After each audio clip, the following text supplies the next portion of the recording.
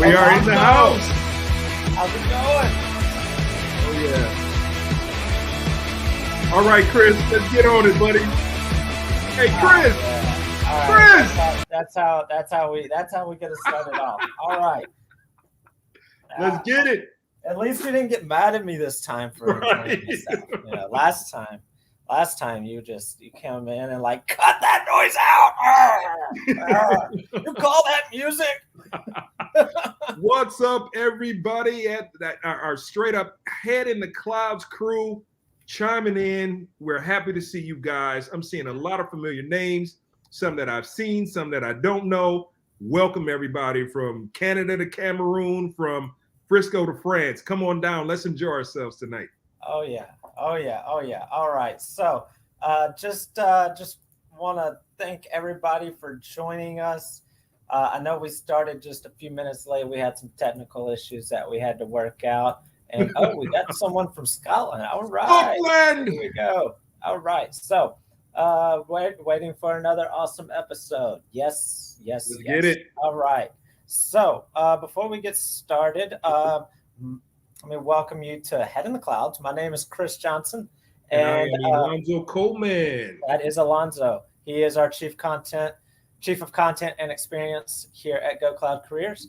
So what we do is we focus on helping you be the best at your dream cloud career, whether that be a cloud architect job, solutions architect job, or a cloud engineer job, or just any job. You know, we may not be the one to help get you there, but we can put you in the right direction.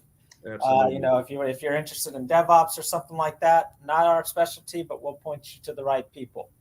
So on our channel here and on our shows, you know, you can find content related to the cloud architect interview training, cloud engineer training, how to become a cloud architect, all those good things, all the things that people are always searching for on YouTube. We try to help differentiate between the cloud architect and the cloud engineer role as well. That's one of the biggest areas of confusion that we see. And we definitely try really hard to make sure we differentiate before that. And of course, we talk about how to get your first cloud architect job, or how to get a cloud architect job with no experience. And I got a feeling that we might be hearing a little bit about that tonight. Oh yeah, I think so as well. So before we get started, let me tell you about a couple of things, and then I'm going to hand it off to Alonzo for a few minutes if you've got anything to say. So the first thing I want to tell you about, I want to make sure that you're aware of our how to get your first cloud job, or how to become the ultimate cloud architect webinar that we have on Thursday. We'll tell you everything you need to know from our experience, from Mike's experience, from my experience, from Alonzo's experience, everyone's experience. We'll tell you everything that you need to know to become a cloud architect, how to do it, what pitfalls to avoid, how to bypass HR, what a cloud architect actually is, all the details you need to be on the right path. So make sure to register for that. I see Tyrone just put that there in the chat box. Next thing that I want to make sure you're aware of is our new updated free AWS exam guide. This exam guide is for both the associate and the professional certification exams. So make sure that you get your free copy of that. I know Tyrone will be putting that in the chat box here in just a second as well. This is completely free to you. We've recently updated it to try and stay up to date. You know, they're always changing these certifications, but guess what? The content pretty much stays the same. They just got to change it up a little bit so they can get people to stop buying the exam dumps and for a little bit and actually learn something. So pretty much. A lot of work went into this exam guide. Hundreds of people have contributed. This is the third edition. Literally hundreds of years of experience have gone into this. So make sure that you get your free copy. And I see ET over there says, I came here to just get energized. Well, you're in the right place. Let's go, ET. I'm not in the mood to do my Ric Flair impression, but you know, it might come out in a little bit. Oh yeah, I want Macho Man Randy Savage. Step into a Slim Jim. Oh, all right. So last thing I've got for you is make sure you're following Mike on LinkedIn. All of our updates, all the things that we have going on, we always put it on LinkedIn. And you'll also want to make sure that you subscribe and hit the bell for notifications here on YouTube. You don't want to miss anything. You know the algorithms aren't the best, so you got to hit the bell. The bell is important. Hit the bell. Hit the bell. Do I have a bell? I don't know. Do I have a bell? Let's find that bell, Chris. No. No. All right, Okay, buzzer's close enough. I got to get a bell. No bells. All right, but make sure you hit the bell. Otherwise, that algorithm's not going to work in our favor. So, all right. Can I get a hashtag cloud hired in the chat box? Hashtag cloud hired in the chat box.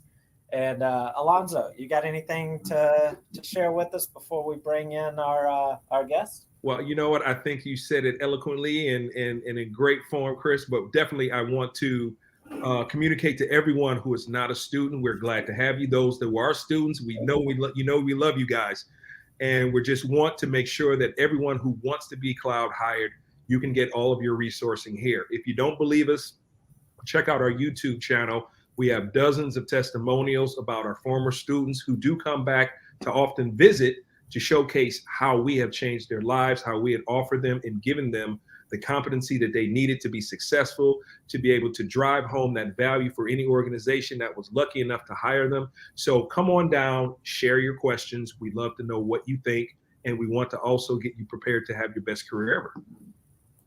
All right, and I gotta say something here. So I commented ET about saying that they came here to just get energized. But before that, they said, I've given up on the entire process. No, sir, or no, ma'am. No, this is not a place to give up. No, we don't do that.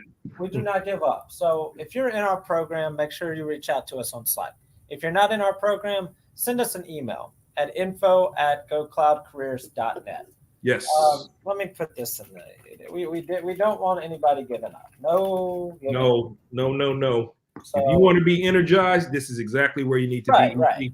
So don't give up. No.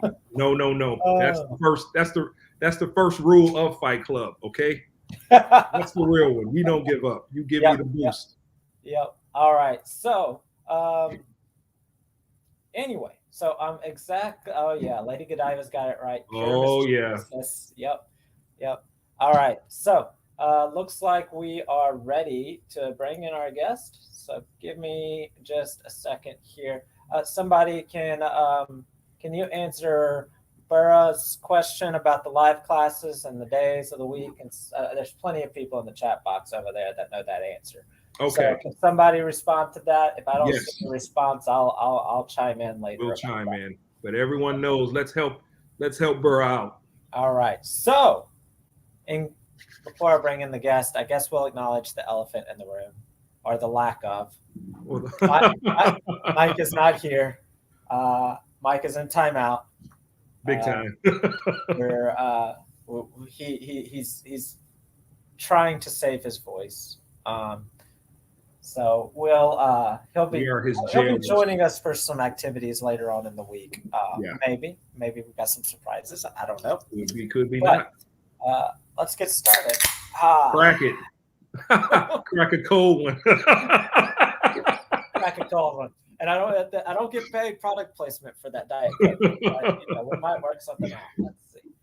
All right. Okay. Yeah, Chin Lim's got it right here. I never give up. I take a break. There you go. Take a break. Chin, you got the right one. There you go. You know what? You can take a break, but you can sit down, but never lay down. Okay. Keep that attitude 100%. It's infectious. We need it, and we're always welcome to have that. So keep it going, Chin. All right. So let's go with our guest. Oh, there he is. Delroy Batt. In the house. Yes. All right. If you don't know, now you know. Everything's going quite great, man. I'm glad to be here. I'm glad to see you guys again. Chris, he got some new theme music rolling around, so that's always entertaining, right? It is. We're always trying to keep things on the up and up and keeping people on their toes. So glad you're able to join us tonight, Delroy. I know you're busy. Well, if anyone doesn't know about Delroy, he was a former student. He was working hard. Whoa. Am I got too much? Am I doing too much? Am I sharing too much? What's going on, Chris? You said the F word.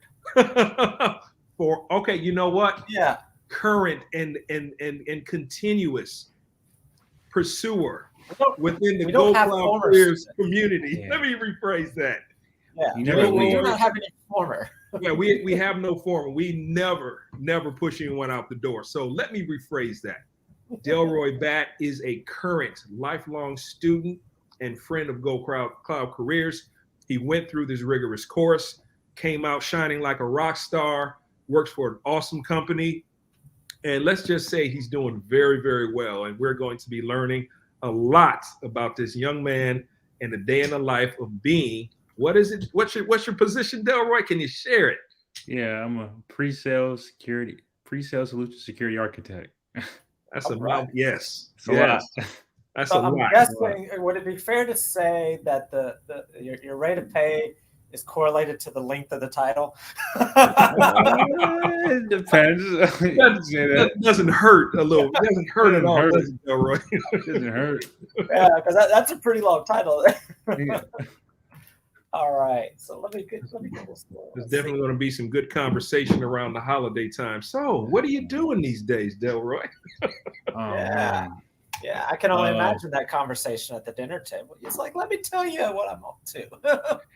So, yeah, tell us a little bit about what you're doing. Tell us just whatever you feel like sharing with us. Yeah, right now it's a lot of meetings, right? A lot of discussions about how to improve from client perspective, from vendors perspective.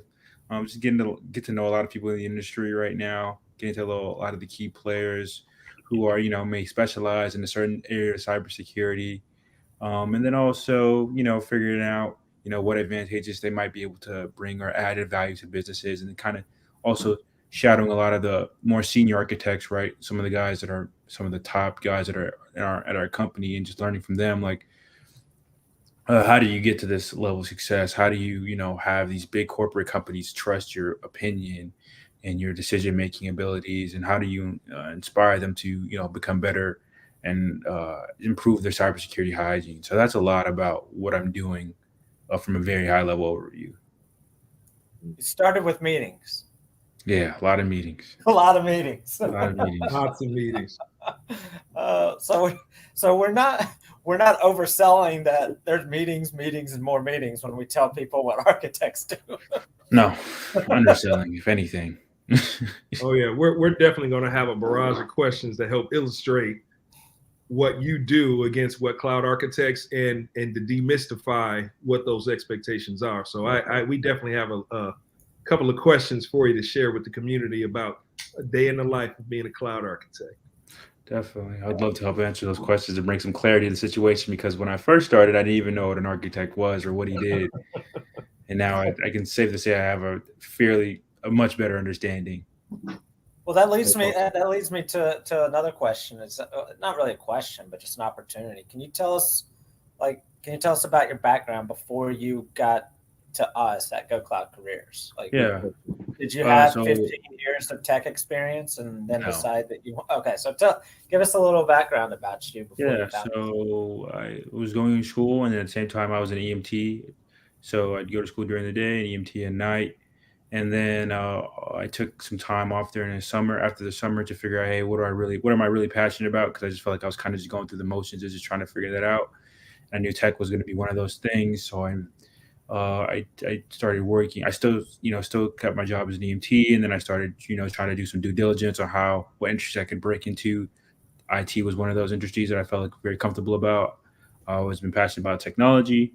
And then so forth, the journey began. I thought, if I get this one certification, everything was going to be golden for me. Yeah. And it wasn't that wasn't the case at all, right? I got the cert, but it still didn't move the needle too much for me. And then I went to a program before you guys, and they were like, "Oh, we're great to have you." They definitely took my money with smiles. And then right towards the end, when it's time to start helping me, actually gain some employment, they kind of stone cold me and just straight up started ignoring my phone calls, didn't answer the phone. And then I was like, I got to give this one more shot, because I feel like I'm so close, but I'm still so far away. So I got in contact with Michael. I think I was probably like one of his first students. And Mike talked to me on this. I never forget where I was standing at and what I was doing. I was at this bass. I mean, I was at this bait shop getting some equipment, getting some bait for to go fishing, catching big mouth bass, and Mike literally made me stop in my tracks. That's how engaging the conversation was. I literally stood in the parking lot on the phone talking to Mike on a Sunday at like 6:30, talking about go cloud careers and what it can do for me and what are some of the advantages of his program, right? Because I was a little skeptical about joining another program after you got burnt once. It's like, do I want to go through this again?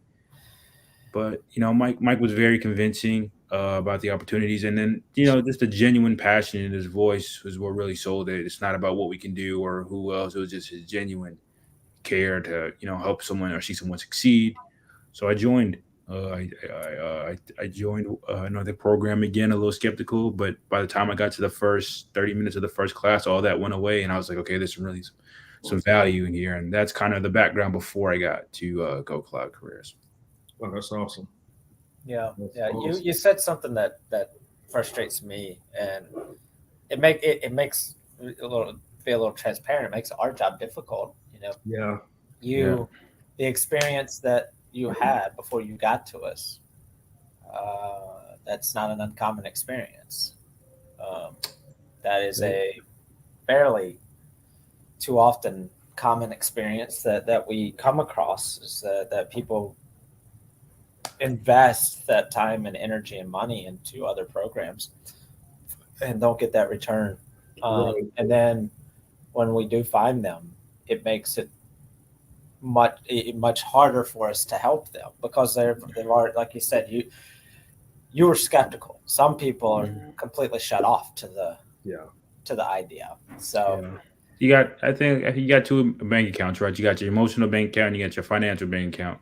And by the time I got out of there, I think my financial bank account was drained. But you just kind of pick yourself back up and you start trying to figure out what the process is all over again. You try to be like, how can I be a little bit better? How can I go about this more effectively? Who can I trust to kind of guide me as I go down this path of uncertainty without any understanding or lack of understanding?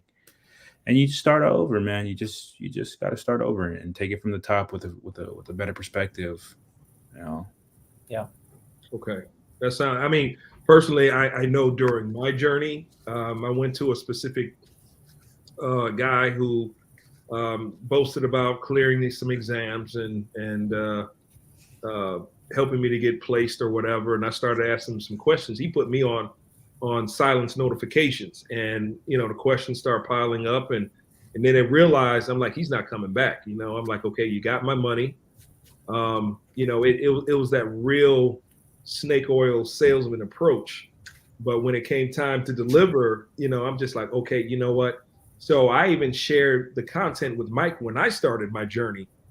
And he says, I can't even stand looking at 8 minutes of this stuff, and I'm like, okay, well, if you can't, then I know I must have been really lost. And I get that frustration. Like you said, Chris, it's kind of like fool me, burn me once, shame on you. But people are going to be a little scared if you fool me twice, shame on me. Yeah. And it's kind of like the bad car salesman. It's like exactly. So 99% of car salesmen are great people. Right. It takes that one person. Yeah. Yeah. And it's just like that. So we're just I'm just glad that you found us. You still had that tenacity. You didn't give up. You didn't become embittered and just like, what, forget it. I'm going to do something else. So when it comes to being a cloud architect, I'd like to know, what kind of coding does it involve? Any coding or any bootstrapping, templates, Terraform, Python? What's included? What is coding? Right? Never touched a line of code. Could you say that again for everyone, man? I've never touched a line of code at work, and I don't think I ever will. I think if they ever came to us, everybody in the group, and they said, "Hey guys, we want you guys to start coding," I think everybody's going to get up and just walk out the door and just be like, "All right, what are we doing next, guys? Where are we getting drinks at? Where are we eating at?" That's how that word is just not even. It's almost a curse word, if you will, huh? Yeah, it is. Well, Well, I mean, we laugh at this, but I think it's a byproduct of society. You know, there's that whole learn to code thing. I don't even know what you would phrase it as, but like this whole thing, like in the past 10 years, this whole learn to code thing came out of nowhere. It feels like. So now I think there's this perception that if it's in tech, you got to know how to code. And you know what, Chris? Think about how many times we saw it on job postings. Yeah, exactly. It's like if you actually, did your job description that you have, did it mention coding? Yeah, I did. So wow. I think it did. I think it did. So this is how it worked out, right? So the recruiter reached out to me. He calls me. He's like, "Hey, I got this opportunity here for you. Are you interested?" I'm like, "Oh yeah, this is exactly what I want to do. This is exactly what I've been like training for throughout my entire Go Cloud career for." I was like, "Yeah, I'll do it." He's like, "All right, cool. Just send me over your resume, and I'll send it over to the hiring manager, and he'll either say yay or nay." I'm like, "All right, fine." I send the resume over. The next day, he's like, "Yeah, he loves it. He wants you to come in and talk." Okay, so fine. I talk. I go through like all 5 rounds of the interview, and he said, "Oh, by the way, you gotta fill out the job application. They gave you the job. Just fill it out for paperwork. Get it over and with." Then I go through the link, and he sends me the link. I'm like, "This one?" He's like, "Yeah, this one. Just fill it out." It has like 20 years of experience. It has like 10 years of experience, coding, JavaScript, all this other stuff. I'm like, "Are you sure?" 600 years of Kubernetes. And I'm like, "Oh my God." He's like, "Don't worry about it. That's just, you know." And then I kind of figured out like it's just a buffer between HR and then whoever else is looking at it. I mean, we don't make this stuff up out of thin air. Yeah. We don't, you know, and that's why we're glad you're here to showcase. Like, we're just not talking about it. We got real world people doing it, living it. Yeah. So he was like, "Yeah, just fill it out. Don't even worry about it. It's just it's a placeholder. We just do it to get past HR." I was like, "Okay, perfect." So I filled it out because I was like, "I can't do none of this on here. I don't even know what some of this stuff is." Right? Who can? You know, and especially for the money, it's like, okay, you want me to save the earth at 12 noon, but you want me to end up, doing X, Y, and Z at 12:30. It's like, okay, who can do all of this stuff? And if you could do all of it, why aren't you doing it for yourself? You know, like running your own business. It's like, and I always wondered about that. It's like it's like you said, it's this buffer. It's like, are you trying to secure someone to fill this position? Or are you trying to run people away? And it's they're literally trying to run people away. I think they're just trying to deter people, right? Right. Because when you have a company that big, I feel like a lot of people are just going to apply, and then you also have like the easy apply too. So they'll probably just spam that, right? So I think it's a little bit of a deterrent. And then plus, like you said, right there, I don't think there's too many people on the planet that can do all those things. And if they claim that they can do those things, you wouldn't really want them to do, because right. It's just like there's no way, because you have at some point in your career you're gonna have to get focused on a certain topic or a certain subnet to be great at it, right? Yeah. And like Mike says, BGP, like that was one of his focal points at one point in his career. And you eventually just naturally have progressed this is what you're really good at. And then to have somebody that's probably expert at this at 10 different things inside the space, it's either this guy's lying to you, he's making it up, or he's immortal. He's been around since 1655 or something. Yeah, exactly. He knows how to do everything that's happened since the Middle Ages. And you know what to say about somebody that knows how to do everything, right? All right. And I mean, and I've worked in HR. I've been the one that reviews job applications that come in from like everywhere. And you're right. And I mean, I worked HR at a 600 employee casino. And just at that 600 employee casino, there's literally hundreds of job openings and hundreds or thousands of applications coming in for each one. Mm-hmm. And it's crazy how many applications come in. So it's definitely there as a deterrent to try and deter people. The weed out process, definitely. Yeah.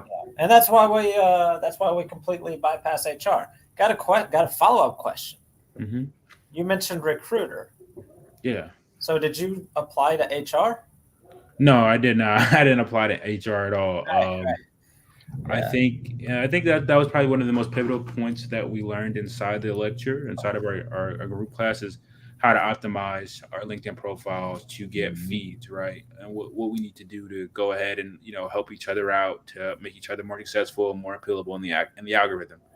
Because these recruiters, they're like I said, they're heavily dependent on LinkedIn. I think a recruiter told me he spent 90% of his time on LinkedIn now. Wow. So I don't even think he's looking. I don't even think he's looking at like the job pool board that they're applying to or anything like that. He's just using the algorithm that LinkedIn's helping them find candidates, and then hopefully from there they try to strike a live conversation with you in that chat room, and then hopefully it goes from there. But ever since I got to you guys and I learned that, I didn't apply to anything. I stopped applying completely. Smart awesome. Smart man. And what was the traffic as you started to matriculate through the program and people started to see your algorithm on LinkedIn? How many recruiters were coming at you on a daily basis? Man, it was crazy because I remember Mike. We had a lecture. I think it was like another student that had to do their LinkedIn profile. They revised it, and there was kind of like a general layout of what we should look like as well to kind of uniform the other side of it. And then that night I went home, tightened up my LinkedIn profile, removed some things that Mike said was horrible on there, and then also we like you said, we helped each other out in like the it's like a sponsorship portion that we helped each other out. And probably within like 3 days, I was on fire. Like I was on fire. It was just like maybe like 4 or 5 recruiters reaching out to me on a day-to-day basis. Hey, do you want to spend some time with us? Hey, do you want to talk to us? And then I was kind of just like cherry picking, like, nah, this doesn't seem too good. Nah, this is good. This isn't it. Awesome. I love like, nah, no. This isn't where I want to be at. Well, I love it. I love it. Bob, that sounds just like Bob. Yeah. Bob Welch, I don't know if you know, but you I know Bob. Yeah, I was in there with Bob. Yeah, he was hired. I think he started 2 months ago. Yep, he did. He got an architect job, but he was telling us the same thing, and I know because he told he was telling all of us. It's like nonstop. Like, oh, there he is in the trap. Hey, Bob. Where's Bob? But yeah, he's always telling us. Bob. People, just recruiters, just constantly, just like, and he'd be like, no. Yeah. I like that one. Yep, I am here. even now at this point, like the inbox is still hot, right? It's still going. That's exactly what Bob said. He's like, they're still coming at me. They're still coming at me. I love it. It's just you watching that progression. Oh! Hey, Delroy, Alonzo. How are you? Well. What's up, Mike? Hey, I'm having a good time. I got a call from somebody. They said it's been pretty loud out there. You guys are making a ruckus. Yeah. I don't know. We've been great. We've been modeled. I'm thrilled seeing. Rocking they don't out. like the music apparently. So. I'm thrilled seeing Delroy there. He's one of my favorite cloud security architects out there. Got to see him in Florida a few weeks ago. I'm not going to be long because my voice is kind of weak. But I got the buzzer ready to go. Don't worry. There's a Greek expression that says "Moli sigataiki thafigi ipodiki horevi," which means when the cat leaves, the rats dance. So music, it sounds like some dancing. I'm all kinds of happy about it. Delroy, it's really great to see you here. All right, Mike, we have you on the timer. So did you just call me a rat, Mike? Not you. I don't see you as a rat, but that's Wait. That's the emphasis. Hey, Chris, he says, I don't see you as the rat. Right. Yeah. Me. I guess I must be the rat. I don't think you're doing yourself any favors, Mike. There's no rats here. I won't use any more Greek expressions. Who moved my cheese, Chris? I don't know a lot about rats because my cat takes care of everything that's got fur or feathers within 50 meters of my home. Oh, wow. Delroy, it's really great seeing you here. I'm not going to disturb you guys. I just wanted to say hello for a couple of seconds. We're glad to see you, Mike, and I'm sure everyone is too. Oh, yeah. Mike. They're commenting here in the chat box. Mike! So nice seeing you all. Yeah. Well, Can I ask Delroy my favorite question? Hey, do you do any coding in your career? We already asked that one, but I'll let him ask that. Yeah. it again. Ask it What again. is coding, Mike? I don't even know what that is. What is Python? What is that? That? But I bet you use your corporate credit card a lot and buy a lot of lunches, dinners, and drinks. That's all. That is very true. Those are the only 3-digit codes you want to work for. Work with. I love it. Bob asked a great question. Where's the reggae music? Oh. Okay, so be fair. So Delroy comes and visits me in Florida, and I know Delroy's West Indian. I'm like, you're okay with reggae, right? Because that's all I listen to around here. My father-in-law, he's from Trinidad. So all we listen to when I go home to visit, house is full of soca. Soca and reggae all day long. So I grew up on. Yeah, it's funny. Delroy's list says, "Hey, that's Calypso. Can we listen to that?" I'm like, "You kidding? I thought I was the only person that loved that." Love it. Yep. I'll let you guys keep doing what you're doing. They think I'm not ready, but I'm ready. Oh, he is ready. Okay. Maybe that's it. There we go. Oh, okay. Sorry, I got everything right. Anything you got might all the want, tunes I you're got. looking for. All right, Mike. I'm gonna kick you out of here. Take care, everyone. All right, Mike. All right, Mike. Have a good one. All right. Bye, Mike. Let's get you out of here. There we go. All right, that was unexpected. I guess we can't have too much fun. Who knows when they pop up? I say crank it up again. All right. So let's get back to some questions here. So since Mike brought it back up, we already talked about the coding, but what about what about the tech other than coding? How much touching the tech are you doing? Very, very rarely do you touch tech. I've had a couple of channel sales guys offer me to send me tech. Like they'll send me a piece of hardware to play with, and just hey, check it out if you really want to. I got 30 boxes of 30 Palo Alto. I mean, I got 30 Palo Alto firewall sitting in the house. Do you want one? You can plug it up and play with it if you want. That's pretty much about as close to touching the tech as I've gotten. There's a fair amount of reading and trying to and understanding the technology, right? Kind of like how we do in our lecture programs, fairly enough. Just having a baseline understanding of what does this piece of technology do? What does that piece of technology do? And how can you pitch it? How can you help? How can you, put it in front of your customers to help them solve their business case issues, right? How can you help them improve? Right. So that's pretty much about as far as the technique goes, but I'm not configuring or, implementing or anything like that. No, that's an engineer's role. Must be amazing when you have everyone. How does it feel to have this? You're the channel. You're the main source of how vendors come to you. Yeah. To get that accessibility. How does it feel? I wouldn't call it power, but having you're the man. Yeah. So even now, I'm still my job is we're going through training, right? And even now, my people were vendors were texting me, calling me, and I'm telling my manager, I don't have, I'm still in training. Everybody wants to sit down and talk to me about, what can I put in front of my client? I'm I don't, I'm still developing my book of business and the clients that I can pitch in front of. He's just be honest with them, tell them that, you're still in training, but they'll still, and you tell them that they still want to take you out because they already know within 6 months, 8 months, you're going to be in front of a customer. And they want, to have you, pitch their product in front of the customer. So they'll, take you out to lunch, dinner, check up on you, see how's everything going with your work in progress. So it's a very interesting perspective to be in, because a lot of times I feel when you're in sales, you're on the other side, right? You're asking, you're calling, cold calling, trying to figure who's your next lead, who's your next person. Now it's kind of a little bit reverse, right?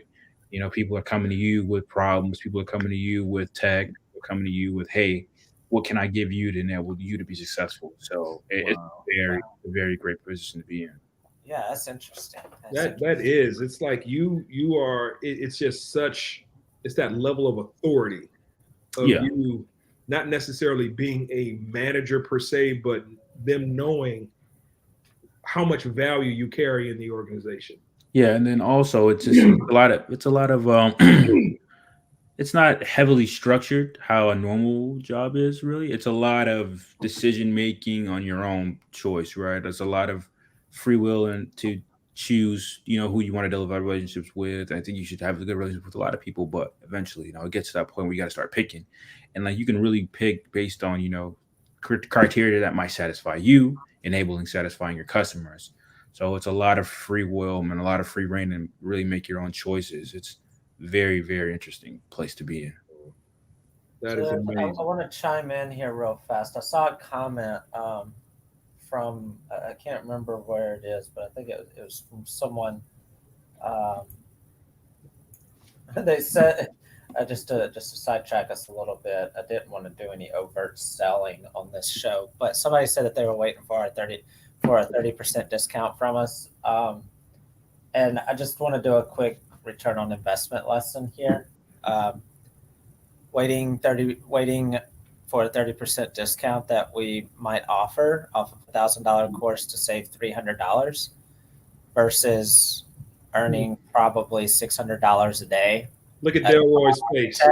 Look at Delroy's face there. That's so over the course of a month you could earn if you waited a month and we ended up having a 30% discount, and that you lose $12,000 worth of earnings over that month to save $300. Yeah, babysitting a discount is just not worth the time or money. Just if you have the ability to do it, and you're just waiting strictly because of a discount, I think you should really consider just stepping out.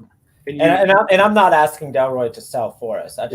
He's here on his own. I saw his face and I was like, oh yeah. And you'll understand this concept called opportunity costs. And you have to think about what is it going. You focus too much on what you think you're going to gain, but you need to focus on what you stand to lose. Exactly. Not participating. Yeah.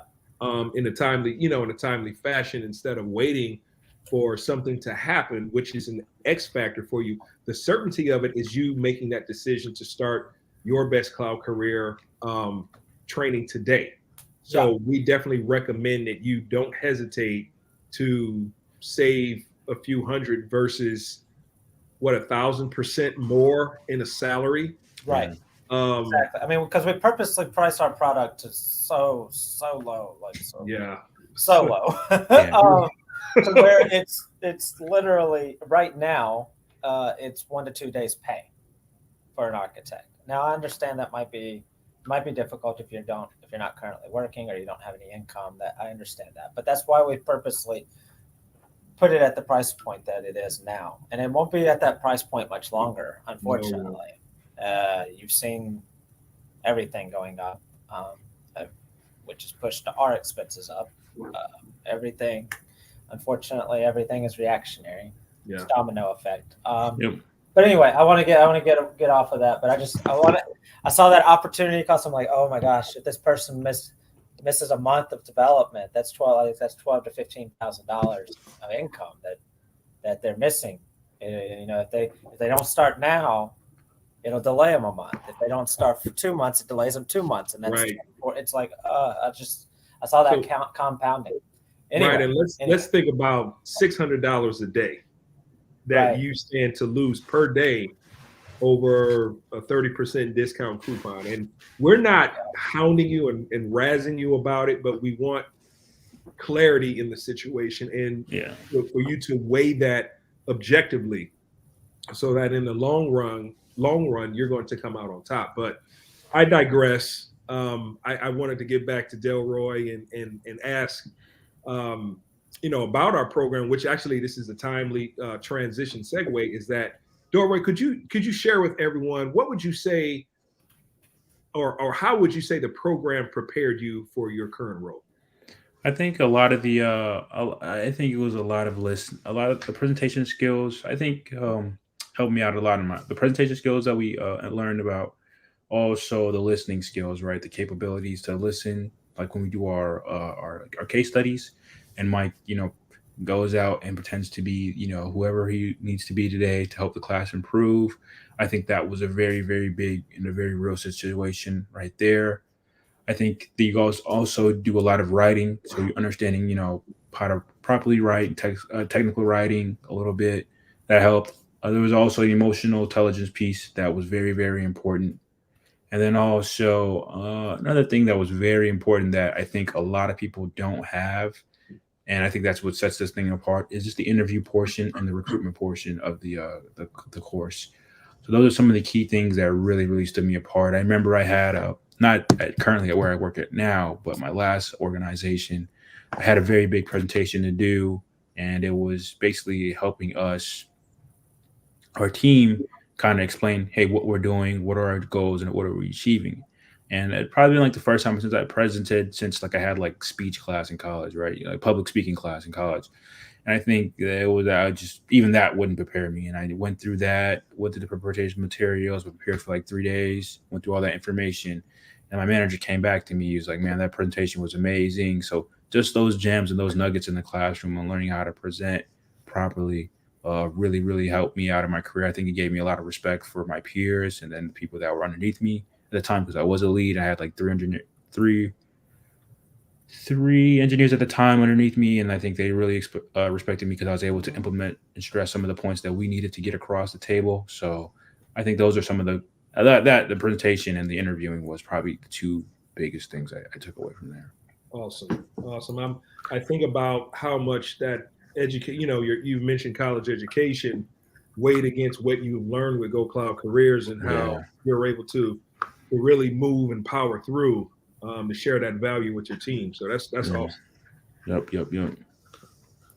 And I think the value here between like a 4-year education versus what I learned here is light years ahead, right? We all know that, schools, just based on what they are and what they do, can be very slow to the demand and change in the market shifts, Yeah. right? But a program like this is very agile, very on the edge. We're out there every day. You have people like myself and other students giving feedback to Mike about, hey, what we're seeing in the space now. And then you guys are kind of able to quickly adapt to what we need to do. And then like I said, Mike has tons of experience and you guys have tons of experience, so you guys are able to tailor the program to what you need it to be. And then we have tons of connections in the industry, so we were like right on the edge of the industry where if an institution, which is there's nothing wrong with it, might have a little bit more bureaucracy to make those changes to hopefully prepare their students. So I think you guys we're just way more agile in preparation. Yeah. So before I ask my next question, I do want to make it clear that, and we both I know at least you, Delroy and myself, I know acknowledge this, that the comment that we were making about the discount thing was we're talking about if you have the ability. Yeah, for sure. But obviously, we know that there's individuals that may not have the ability, and we understand that there's a need for a discount. A lot of our significant part of our student base is in lower income parts of the world, and we're really we are fully aware of that. But we were just speaking to the possibility that someone that might have the ability to go ahead and take the plunge, and obviously not everybody's in that position. So, and everybody's position is unique. So that's what we were speaking to, is that if someone's in a position to take that jump, to go ahead and take it and get to your goal as quick as you can. But the alternative to that is the reason why we do offer discounts. So when we do offer discounts and we're able to do that, that's why we do it, is to assist those that might need it. So I just wanted to bring that up, make sure that good point, Chris, that it wasn't felt that the audience didn't feel like we were trying to say that there's only one type of person that's trying to enroll in the program. We know that everyone's got different situations and different circumstances. And that actually kind of leads me to a question that I was going to ask. I don't remember exactly how I had it typed out, but can you tell our program is self-paced? Yeah, correct. We design it that way because everybody's in a different situation. Everybody's got different circumstances. Some people might be working full-time or working 2 jobs, or trying to make ends meet, or supporting a family member, or just got laid off and have all the time in the world, or they have to, or they have a sick sick loved one that they're taking care of, or they themselves get sick, or anything. There's all kinds of scenarios that individuals have, and that's one of the reasons why we design our program the way that we. I remember just to speak to that towards that, Chris. Yeah, that's what I was gonna ask. Yeah. I didn't get to a question. I just kept talking and talking. So my question is, can you talk about what it was like for you in the program as far as like the time commitment and the ability to focus or not focus, or whatever it might be. Yeah, in the beginning, I dedicated. Like I said, I had free time at that point. I was crushing it. I was like in the class. I was at every lecture, and then like, even after the lecture was over, I'd still study for maybe probably 4 to 5 hours a day. Just really, really trying to pick it up, trying to knock it out. And then eventually, I got an opportunity to get a job before I finished, right? And I was telling Mike, like, I think I might have to, like, there's opportunities here. It would be very good. It was a very good financial opportunity for me. How do you feel about, and then it's like a new job too. I have to learn how to, manage that as well. And then, so it's like new job, school, and this program. And then it's like, can I, take a break? And he's like, oh yeah, take your time. Like, it's not one of those environments where you tell me you're not here, we're kicking you out. And then we made a plan, right? Let me go ahead and take this new role in my wings, get my feet steady underneath me, understand how this organization operates from top to bottom. And then after I got that underneath me, I came right back and I got back to what I really wanted to do, which is architecture. It wasn't necessarily the role that I picked up before. It wasn't an architecture role, but it was still in the role inside of cybersecurity, which was pretty lucrative for me at the time. And then, I like I said, I continued, I got my feet underneath me, and then I continued to learn as I progressed. And then obviously after I got to where I was completed here, I felt like, okay, I'm ready to move on from a new situation. I was able to, do that with grace. So that's just to tell you that, it is self-paced a lot, right? So the recordings are there, the material is there. Honestly, the live is the best piece because you get to interact with other students, ask questions. But like I said, if you don't have that opportunity, you can still learn tremendously a lot from, the recordings at your own time, at your own pace. Yeah, thank you for that. That's Yeah. that was one of the things that I thought was the biggest and most impactful part of the way that we do our programs. Right. When I first came across Mike, and it was very, very, very unstructured. Very unstructured.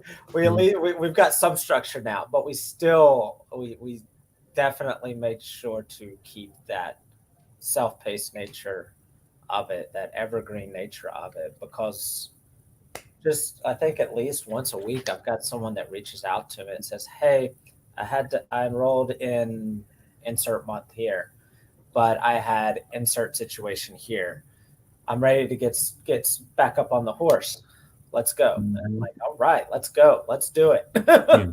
So that's one of the big things that I like about what we do is, it's not 16 weeks and boom, you're done. And then boom, you can't come back, and boom, you're done. I get it.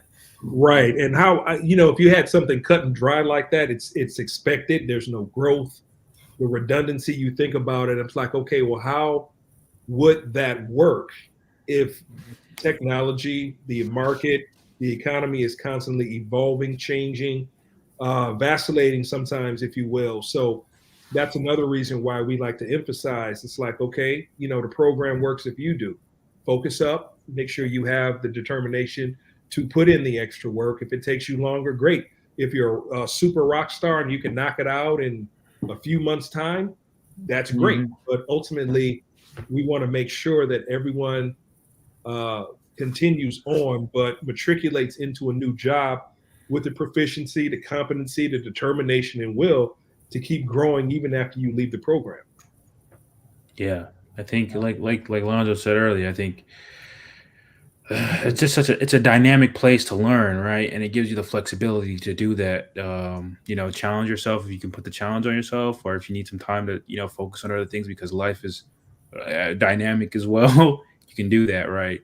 And you're not gonna feel like, hey man, I lost my money because my life just happened, right? Some people will just come back and re-enroll next semester, and then we'll figure out pricing again. Instead, it's like, hey, I need to take a pause. We'll get back to you when you can. Yeah. I actually get excited when I have people reach back out to me. It's like, hey, I'm ready to get back going. Hey, can we extend my server access? Because I had XYZ happen. I get all excited when I see those. Not as excited as I do when people tell me they got hired, but still excited because I know somebody's still got the passion to. The prodigal person returns, and comes back. But that's what drives, and I think one of the reasons why they come back outside of the internal determination that they want to win, they don't want to quit. But I think when they see yet another one of our students has been cloud hired and we have a video about it, they're like, that could have been me. It's like that's, I'm holding back my own success. Like you said, let me get back on the horse and get back into it, and so that I can be the person that they're asking to come back and do interviews with. So, and then even then, right? It's just like, hey, you kind of look up and you look up and you see like, oh, that guy started the same time as me. It's a little bit of a competitive nature to do it yourself as well. He came in out. He was reason I started doing all these cloud hired things. Like, all right, let's give some let's put a motivation.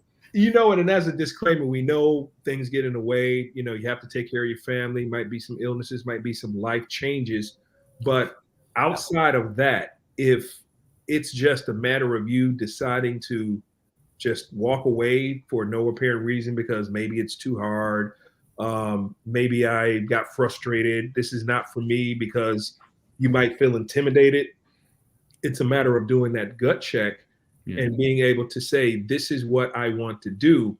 And if it were easy, all the cloud architect roles would have been filled. Yeah. I got a question for you, Delroy. Finish your thought, and then I got a question. I was about to say, it was definitely when I first started that class, it was definitely intimidating a little bit because there was just so much going on. People knew so much, and there were just so much vocabulary that I've never heard being thrown around, and it's like, damn, like, sheesh. But if all you have to do is really just stick it out for like 5 weeks, then eventually some things are going to start to cycle in and, pick up. You're going to understand, okay, and I know what a load balancer is now. I can at least interject right here and help somebody else that doesn't know exactly what it is. And then you start to provide a little bit of value right here. So now you feel good. Like, okay, now I'm picking up something. I just helped somebody else out. And it starts to kind of pile on top. And now, you're moving at a pretty quick pace. And then now as people become more vocal, you can see that, they're becoming more competent on some of the pieces. And you start to build that confidence and that charisma to be like, okay, I think I'm ready to actually tell you to the point where you're like, okay, I'm ready to take that leap of faith and start applying or start, taking offers now. So, or interviewing now. And it's funny because, and it never stops, because I'm sure even though you initially just started in your role at your company, you're going to no longer be the junior. You're going to have someone under your wing eventually. Yeah, eventually. But, as time progresses and I gain more experience, I definitely feel like, with the way that they're trying to implement talent, I definitely can see or feel that happen in like 2 years or a year where I can comfortably talk to someone else and like help them on board. I got a question for you. Your job offers that you got, I'm assuming you got multiple, I won't say job offers, interest in you. You got multiple of them along your way to getting your job. Did you have any interest from for roles outside the U.S.? Yeah, I did actually. I got interest to work in Qatar. Oh wow! Okay. Wow. I think there was another one. I think it was like another. It was somewhere in the Middle East again. I think Qatar was one I know for sure. I think Dubai or was something like that as well. It was one of those. But I was like, I think I want to stay stateside right now. So yeah, I understand. And the reason I ask is because there was someone in the chat box that was talking about in the UK they want XYZ years of experience, blah blah blah, so on and so forth. And I mean, we all know that experience is a bad measurement to try and measure competency. Yeah. There's no way that they can measure competence. Like HR can't measure competency. They can't. Like they don't know how to measure the competency for any role because that's not their specialty. So HR puts, number of years of experience as a attempt to measure competency. I remember I was talking to my previous where I worked previously. I was talking to my manager, and we were just having we were just having a chopping it up, and he was like, "Look, man, there's no way to tell if a guy's going to be good, even if you give him through 5 interviews, right, 30 minutes each. You can answer all the questions right, and then when he gets under the job, he's just completely unenthused, doesn't want to do anything, and it's impossible to tell until he gets here. So even with all that, you don't really know who you're dealing with until you start dealing with them, right? Because it's all very surface level in the beginning until you guys got to kind of start picking up the paces at work. So that's just a seg. So that was a quick question. I'm going to give another one, and I'm only taking another one because you and Alonzo had a good back and forth there that I'm just sitting over here on the sideline for. All right, so I got my list here. I'm going through the list because some of these we might have already talked about. And I think you mentioned this when you asked your you did talk about it. Do you have a college degree? So I have an associate's, yes, in information tech. Mm-hmm. So you don't have a bachelor's degree or a master's degree or any of that stuff. Okay. No. We get asked a lot about, do I need a college degree to become a cloud architect, or do I have to have XYZ to be a cloud architect? And so I wanted to ask that point blank about that. And I think you covered it when you were telling us about your background. And then even some of the guys that I've met in the space too, a lot of them are just very ambitious people that had a desire to learn. And I think that trumped a lot of stuff, right? They were just hungry people that never stopped, right? So they came in maybe at this level, and they came here and then they saw like architecture and they're like, all right, I'm going to go ahead and try to apply for the architecture role. I got in and, they just proceeded with tremendous, charisma and growth to be great professionals. So I think those barriers are barriers if you let them be barriers. It's all what you're willing to do and how far you're willing to go. And, exactly. And I totally agree to that. It's in this day and age where you can make millions off of TikTok.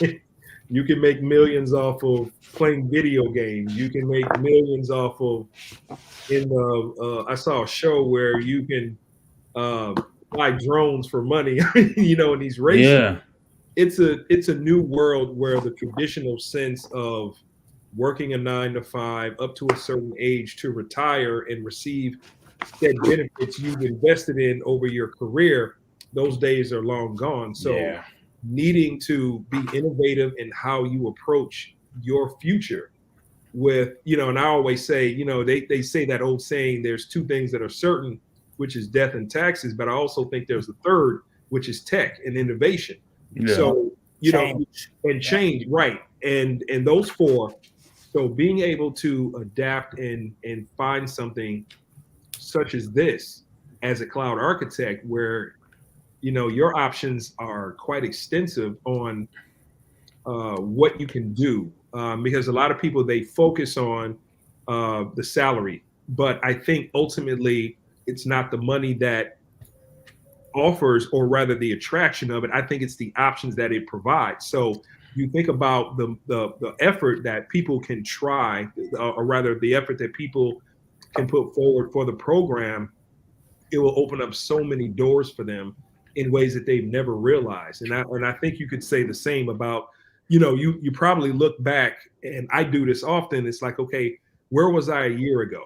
Yeah. What could I have imagined doing this, making this a year ago? Mm-hmm.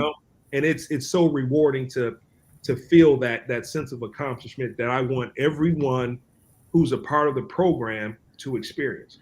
Yeah. And even how you said that about the capability of, like not even being able to fathom what you could do, simply because like when you get in this position here, I think you get to expose to so many different things and so many different people and so many different, amazing minds that the ideas start to get rattling off in your head. Like, okay, like I can probably do this for like maybe like 4 or 5 more years, but then I can probably do this, or I can do this, or I can do that. And this is a great inspired in place to be inspired. It's also because you get to rub elbows with a lot of people that, I started off as a security architect, but through growth in my career, I'm this now, or I'm doing this now, or I'm earning X amount of dollars, and it's like, wow, that's possible. It's like, yeah. So this is why I think this is probably one of the, if you're interested in it, right? If you have a natural curiosity towards it, I think it's a great opportunity. Oh, that's awesome. That's awesome. And I think, when you talk about speaking with your peers and speaking with those who have gone on before you, and they've had all this accessibility to all these great minds. And, I think it stems to mind, brings to mind about the communication skills. So in your thoughts, how critical are communication skills in your role?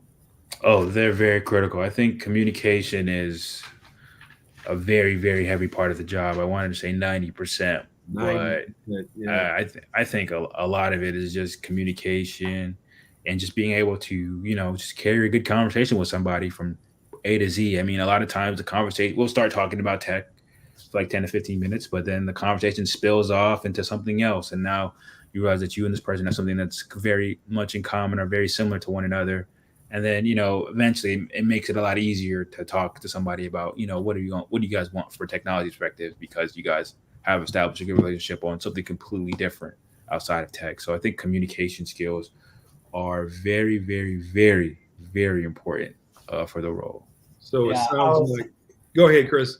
I was going to say, I was telling Delroy before we got on here, Delroy asked, like, before the show we were talking, and he asked how have the classes been since Mike's not been able to teach classes. And I was like, well, you might be jealous. And I think he ended up being jealous because I told him what the class was, the one of the Thursday classes where I had the students explain technology to me, a non-technical person, in a way that I understood it and was engaged and didn't get bored. And he was like, "Oh yeah, that's brilliant. Like, that's great." And I'm like, "Yeah." That's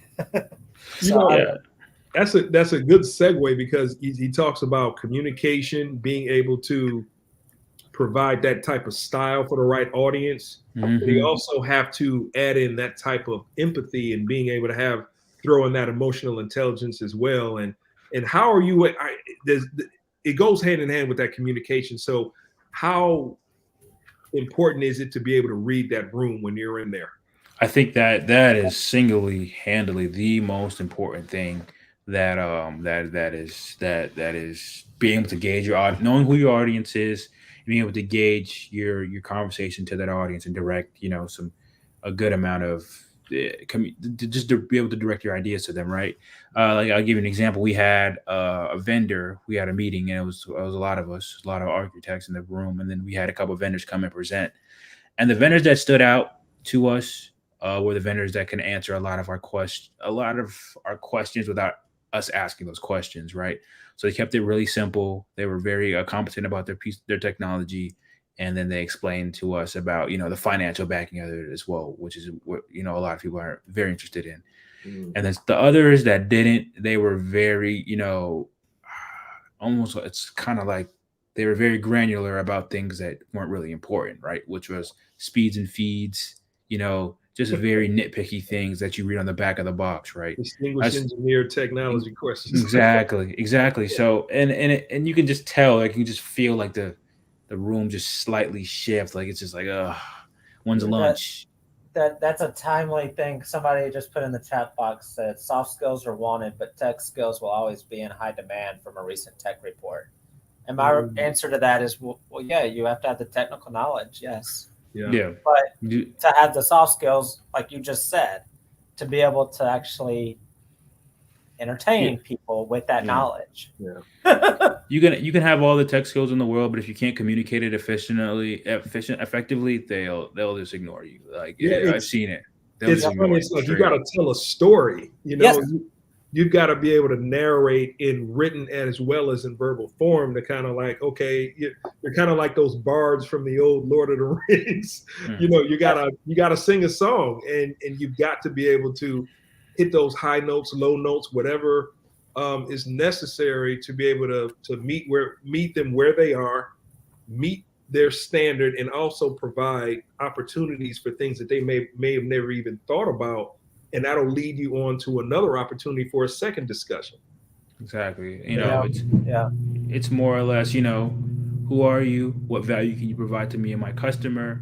And then, you know, what are the financial benefits that can help us move forward through the deal, right? And that's what I figured out. It's not so much the technical granularity of, hey, this is what the dashboard looks like. You can set this widget up on the left, and then you can kind of toggle down into the widget to see X, Y, and Z. Don't get me wrong. That's an important piece, but just in the right room with the right amount of context is very important. Yeah. It's not something that you would, you know, discuss to the CEO or the CFO of the company. But if you had, you know, the engineers that were working on the team that you'd help implement, this would be a great time to have that conversation. This is a great time to kind of, you know, get in the weeds of things. But you just got to know how to gauge that and then deliver. Yeah, and you can't having both sets of these is where it creates the ultimate cloud architect. Right. And then there's people that I kind of noticed too that they might be a little weak on the technical side. But what they'll do is they'll kind of grab an engineer with them, bring them along, and then they'll sprinkle their, you know, they're great, but they might be weak on the technical side, but they might have great communication skills. They might be able to host really well. They might be able to talk.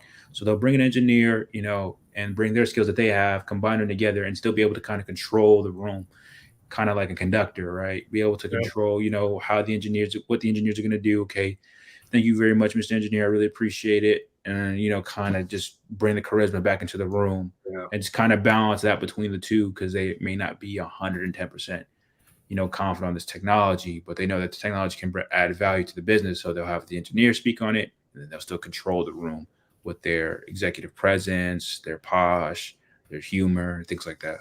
Okay. It's I think about a ringmaster. You know, you gotta, you know, you see the elephants, you see the lions, you see the clowns in the middle, and it's all got to coordinate like or better announces air traffic control. And, exactly. And figuring all that out, and you know, it is kind of like a production, you know. Yeah, exactly. And it's funny. Go ahead.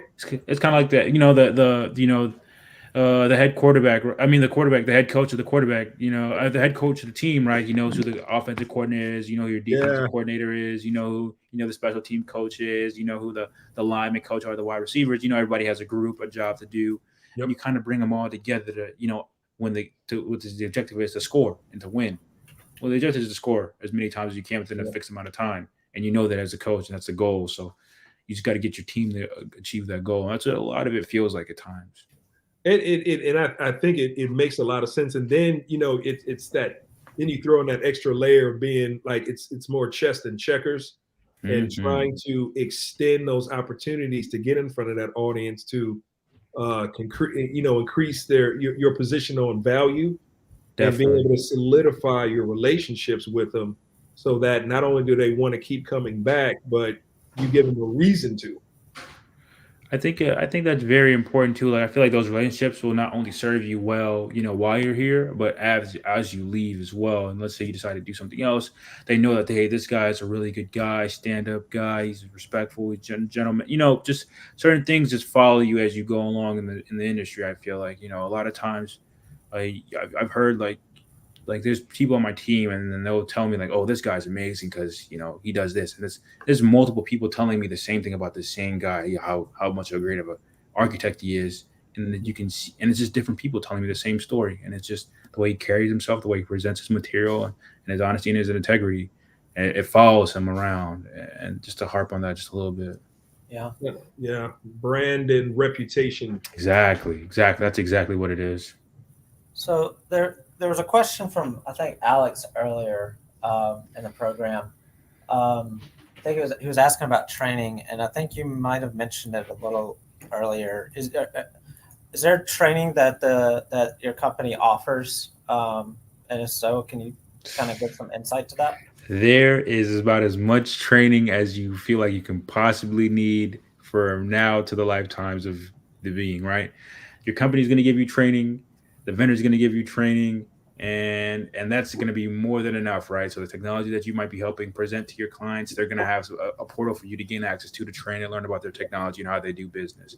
And your company's going to pair you up with somebody that's been in the business for a very long time. They're going to talk to you about stuff, and then you can meet with other people that are maybe more the financial side of the business with someone, and then talk to them. You might have somebody that strictly just industry. We have people that are just strictly industry experts in cybersecurity. They might not be necessarily an architect, but they're not necessarily an engineer either. They just know a lot about security, and he's like just a guru. You can go talk to him if you wanted to talk to him. So there's a lot of people that you can gain wisdom, knowledge, and information from that are very good, reliable sources. So there's tons of training. You can train until you're blue in the face if you wanted to. Yeah, that's awesome. It's like you're able to create your brand by showcasing, especially in your position. You're being new, and everyone wants to gauge you, read you, see where you are with your abilities, and being able to garner or position. It's almost, it's strategic, if you will, being able to just find the right people to talk to and being able to understand where they're coming from. So case in point, if you need to get certain, like a distinguished engineer and his crew together, you'll have more of an ear for them from that standpoint to say, I know this guy. He's a cool guy. If he's saying that this is a great project, I'm jumping in anyway. Yeah. And then there's people that like we might just specialize in security, but we have guys that are great at networking, right? And the networking has that same encompass. Then you have guys that are infrastructure. They have that same encompass of knowledge and understanding, and they have those relationships as well that you can kind of help build along with. And you can just be a very well-rounded, successful professional just based off of the people that you surround yourself by in that space. That makes sense. Sense. What about you, Chris? What about me? What am I doing? I want to see if it sounds like you had something on your mind you wanted to share. Just wanted to, because I know I'm scrolling through. I'm scrolling through to look back at other questions, making sure I'm getting them, because we just got Alex's. Okay. So we got another one here. Sorry, I wasn't able to find Alex's in time to put it up on the screen. But here we've got. Would you talk about the percentage of remote versus in-person meetings that you do? Good question. That's a very good question. So I think a lot of the meetings in the initial stages are going to be remote meetings, right? So a lot of the meetings are going to be it's just 50-50, right? Because I think just due to COVID, I don't want to say 50-50. Just due to COVID, everybody's doing businesses a lot different, right?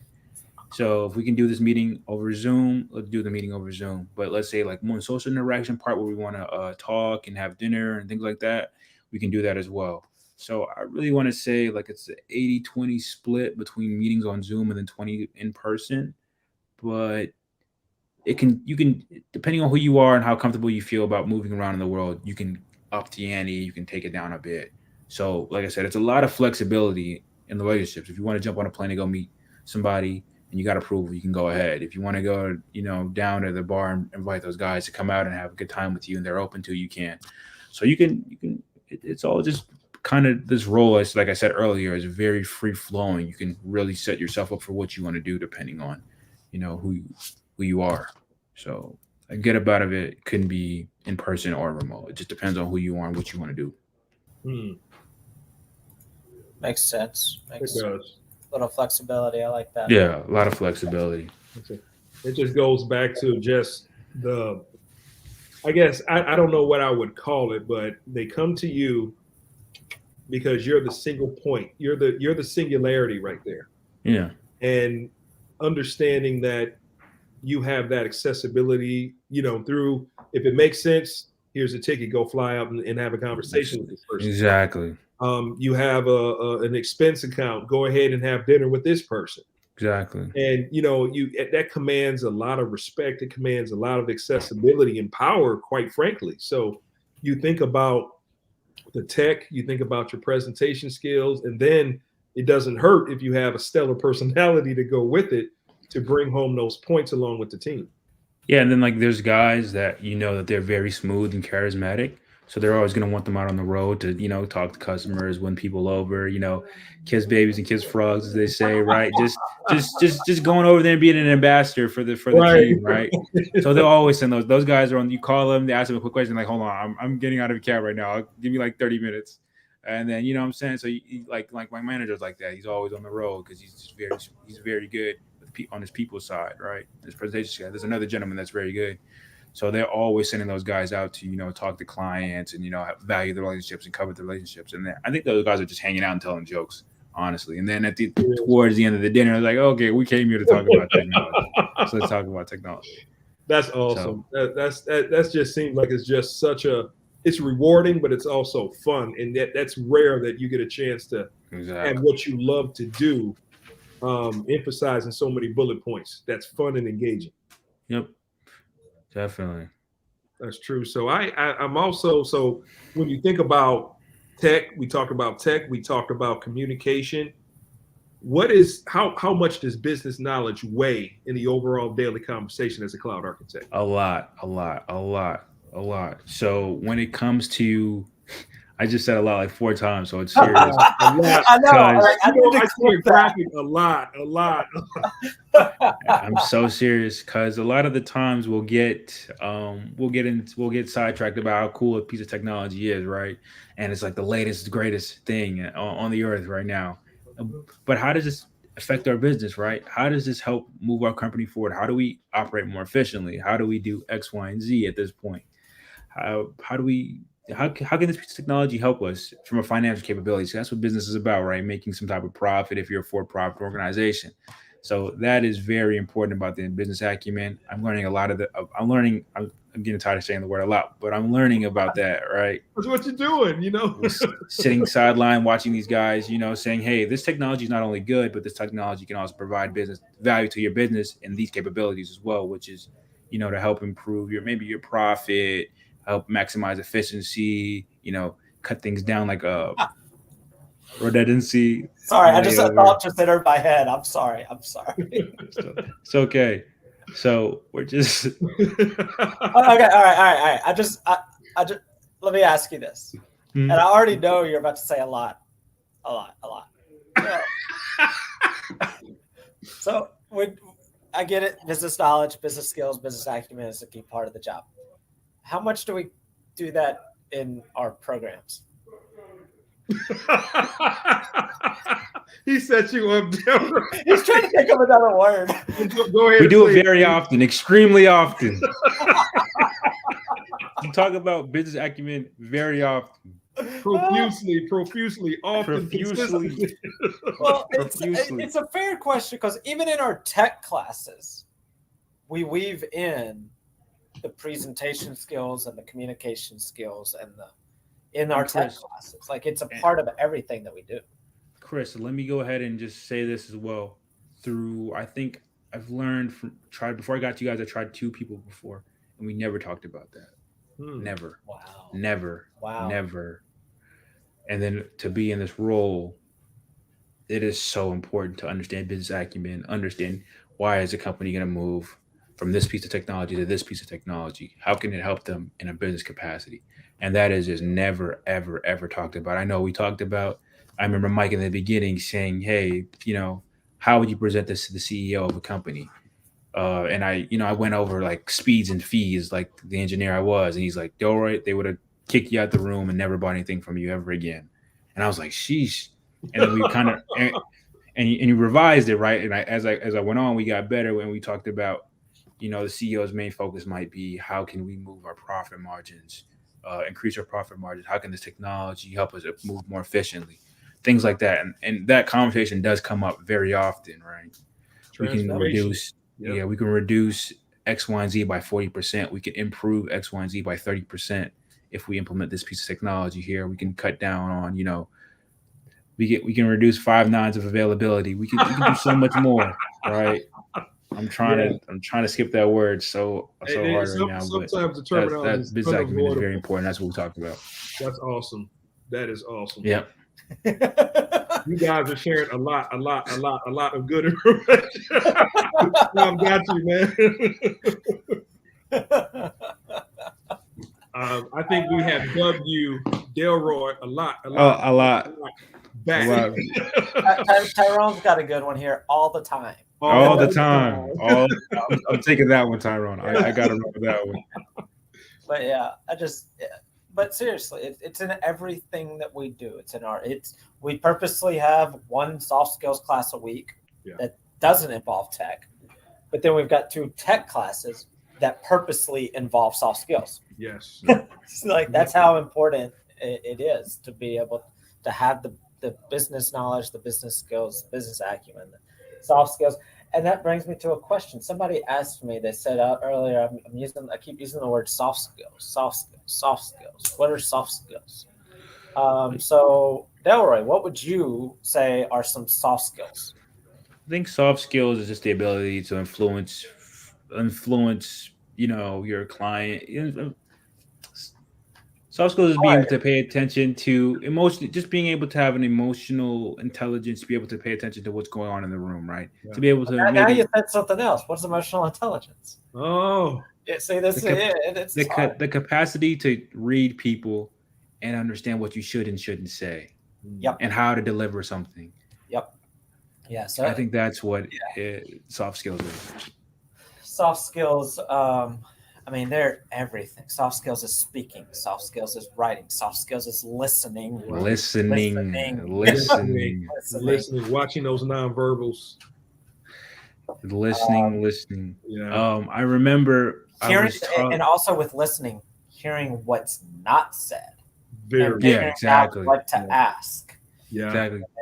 Figuring out one of those, you ask this question, you get a slight hesitation here or a pause here. Oh, this might be a sensitive spot, right? Yeah. I remember one of the guys were interviewing me when I was done. He was like, you wouldn't believe how many people came through this interview process and they were just terrible listeners. They came here, like we had the participation in class and they didn't ask any questions. They weren't prepared to listen to us at all. And he's like, the listening skill set is so important, but it's, very, very missed to a lot of the candidates that we tried to interview for this role. And I was like, wow. And then, at class, a lot of it is listening to everybody else or letting someone else present and then asking questions. So the question piece and then the be able to comprehensively listen as well is crucial soft skill. Yeah, it's amazing what happens when I'm quiet. Yeah. Yeah, and I'm thinking probably you have to really strategize when you're going in to see a client for the first time. I think that's probably the most important time to be listening and observing the room and reading who's there and who's not there, what they're saying and what they're not saying. Yeah, like right now for my role, I'm doing a lot of listening because I'm working with a lot of the more successful, like some of the top architects at our firm. They got me shadowing them. And they're working with these big companies and it's just a lot of listening. And then when we get off the call, I call them and I'm like, hey, I got like a laundry list of questions to ask. And then we go over those questions in great detail and we're able to answer those questions. And then I'm able to, take some information away from that. Yeah, that makes sense. That makes sense. So it sounds like this is, and I think we might have touched base on this already. We talked a lot about communication, verbal, nonverbal, tech, and just rolling it all into one. How would you surmise, even after training, what you think a day-to-day operations for your position is going to be? What are you going to do? I think a day-to-day position is going to be vastly different from every day. I think when I'm going to be calling up clients. Let's ask it this way then. What's a week like for you? Let's take a bigger picture. What would you say the average or a week? What's a week like for you in your role? I think a week's like would look something along the lines of, let's say I'm going down and I'm going through my emails first thing, and I see like a client needs something. They're probably looking to replace a legacy device in their environment. They're looking to rip some old hardware out and put some new stuff in. We'll sit down. We'll talk about, hey, what are some of the parameters that you're looking for? What are some of the use cases that you're going to need out of this technology that you're going to put in? Then I'm going to say, okay, they need X, Y, and Z. And then I'm going to go ahead, probably talk to a vendor, see like, hey, can you guys provide these capabilities to us? They're like, oh yeah, we can do this. No, we can't do that. We're not that good with it. We don't specialize in that. I line a couple guys up. I go back to my engineering team. I talk to the engineering team like, hey, how can we do this effectively? And then we all come up with a game plan, and that might be like earlier in the week. So just talking to the client, preparing, maybe interviewing vendors, coming up with a game plan with my engineer team, and then probably presenting a slideshow or some preparation material for the client, and then going back over the client presentation with the vendors and then with the rest of the team. And then we're talking about, hey, how do you feel about this piece of technology? They'll say, yeah, we're feeling it. And then they'll probably have like a laundry list of questions that they want to go over, answer those questions, and then we'll talk about it. And then we'll probably try to move to some type of agreement and move forward. But on a week-to-week basis, it's going to be meetings channeling anywhere between those things I mentioned, if that makes sense. If that's a good rundown. Okay, that makes sense. That's a lot of intelligence gathering and dissemination. Exactly. So a lot of intelligence gathering from a week basis, and then going out, talking to, whoever's in charge over dinner, over food, meeting up here to hang out, there to hang out. I got invited to play golf with one of the guys the other day, so I was just probably playing golf with them. I mean, it's raining and it's cold in Georgia right now, so I'm not trying to go out there, but yes, it's pretty cold down here as well, man, in Texas. Cold. It's cold. It's cold and it's raining right now. So compared to my home state of Michigan, they'd probably laugh at me for calling this cold. Yeah, so. Exactly. I'm from New York originally, so okay. They're like, oh, that weather's great. I'm staying inside. No, I feel you, man. So when it comes to, you talked a lot about shadowing, you talked a lot about what your responsibilities are. So how much teamwork or working with others do you do on a daily or weekly basis? I think a lot. That's a good one. That's a great question. I think I'm doing a lot of teamwork. It's a lot of teamwork exercises, a lot of talking to people that are, going to help me in my career. So teamwork is key in this space. Leaning on other people's expertise, their past experiences with certain vendors, their past experiences with certain clients, learning how to manage relationships. You learn that those are not things that necessarily come from a textbook. Those are things that come from experience that someone else might have. So, like I said, we work together often. So your role is not a one-man show. It's not. It can never be. There's no way. There is absolutely no way. You're only as good as your team, and you got to have a great team around you to do this job successfully. Yeah, that makes. It's just everyone. You got the fingers on a fist. Every finger has a finger to really do that bald fish combo punch. Everybody has to do a certain role. And then the environment that I am, the camaraderie is there. They want to see everybody succeed. They want to see everybody work together. So it's a very open, and even for like the new guys, right? It's a very open place for you to ask new guy questions, if you'd say to speak, right? I'm like, hey, can you guys help me with my expense report for last week?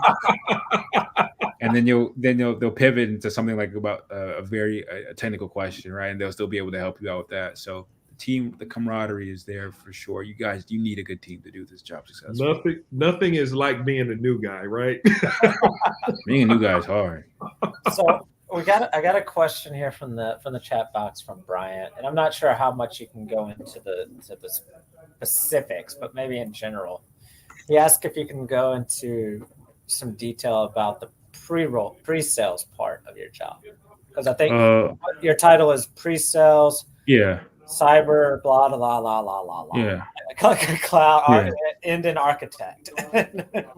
Yeah. So the pre-sales, it's a sales-based role, right? So how that would, I'm trying to figure out how do I want to say this. So you meet with a client, and the client needs help with implementing a piece of technology. You build a relationship with the vendor, and you try to get the best price that you can for your customer.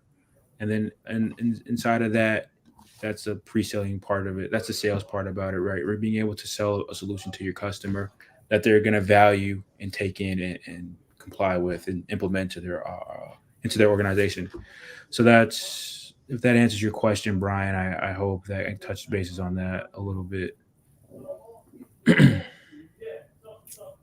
I'm still going through the chat box over here. So Alonzo, Yeah. if you got a question, I'm just scrolling through. I'm only at 6:54, so I got. Oh, okay. Yeah, Well, what can you share the formula of what it took to land your current job?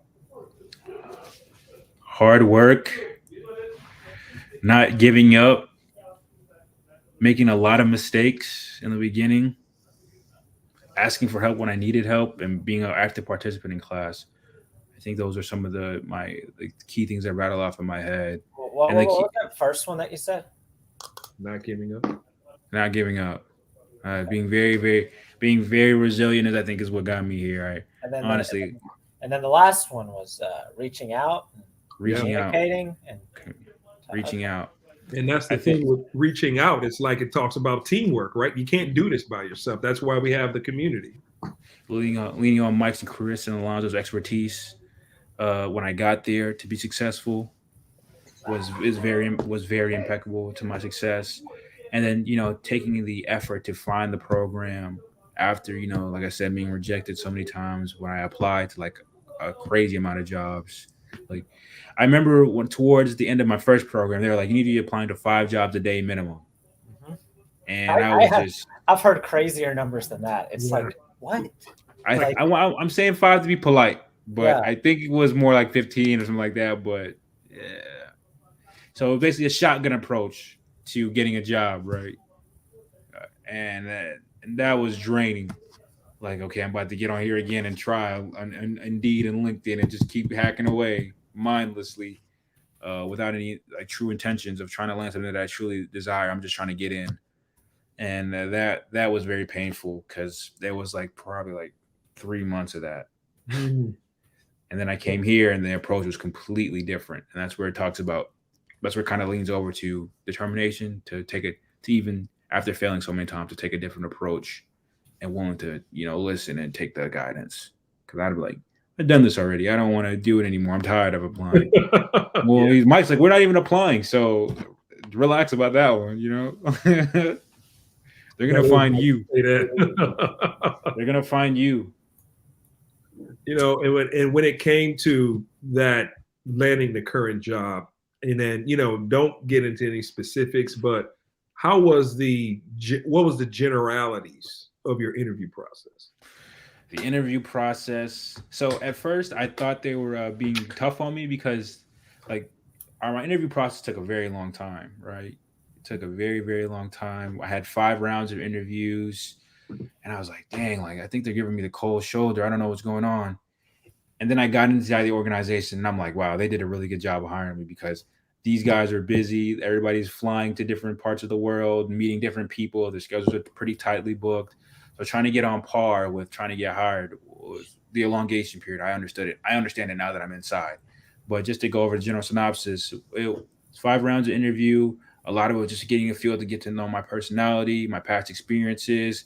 A lot of times they try to bluff me on things that I just had no idea about. And that was a key thing that I learned with Mike is just be honest. You don't know, say you don't know, and then harp on 2 things that you do know about. And I did that. And he was like, man, I just want to say thank you so much for being honest and transparent, because now I know you're not going to lie to a customer. And that's the worst thing you could possibly do. So right back to reputation. Right back to the reputation and the branding part, right? And just learning how to be completely honest. So that was a big part of my interview process. And then I had then I had the 5-round interview where it was just like class, right? We did a little bit of the case study, right? And they gave me the case study list by list of all of these pieces of technology that needs to be removed. Mm-hmm. And I was like, I don't know what any of this is. Some of this stuff was like IBM equipment from like 1990, and I was born in 97. So I'm like, I don't even know what this is. I got to Google it. And I'm like, Mike, what is this? He was like, Mike's telling me, he's like, this is some really old stuff. And so Mike took his time with me. We went through the case scenario. We harped on some things that I can do and present. I made a presentation for the last round of the interviews, and I rocked it. I did well. It was just like class. So I felt really comfortable. I was a little nervous in the beginning because it's just like 7 people there watching me and listening to me ask, and I don't know if they're gonna ask me. So I got very comfortable like within like 5 minutes of it, and then after that, I ran with it. I took it out the park, and then I remember there was a guy, right? He was sitting there, and he just took like this huge bite of a donut. And I seen it at the bottom of my screen, and I'm like, "What is he doing?" And I'm in the middle of presenting, and I got to meet him in the quarterly meeting. I was like, "You remember when you ate that huge donut in my interview?" He was like, "Yeah, I did that. He's like, I did that on purpose to throw you off to see what you do, and you did great. You just ignored it." And kept moving. See, okay, now that we say that they do. We say that people do interviews, and we're not lying. I do interviews. When I've interviewed people, I purposely do things to throw them to make them uncomfortable, to make them like distracted, to make it, so that's funny. So his tactic is to eat a donut. You know what? It plays into the next question. So, based on what you share with us so far, Delroy, how many parallels are there with the training versus the real world experience that you're going through right now? A lot. A very similar training to what we're doing. I had to do You guys are just killing me, man. Chris had to go on screen. Great question, but I had to do you, man. I'm sorry. I had to get mine. The parallel between the training and what I'm learning at work are very similar. They're spot on. We're having discussions every day, team leading discussions. We're asking very intelligent questions like we do in class.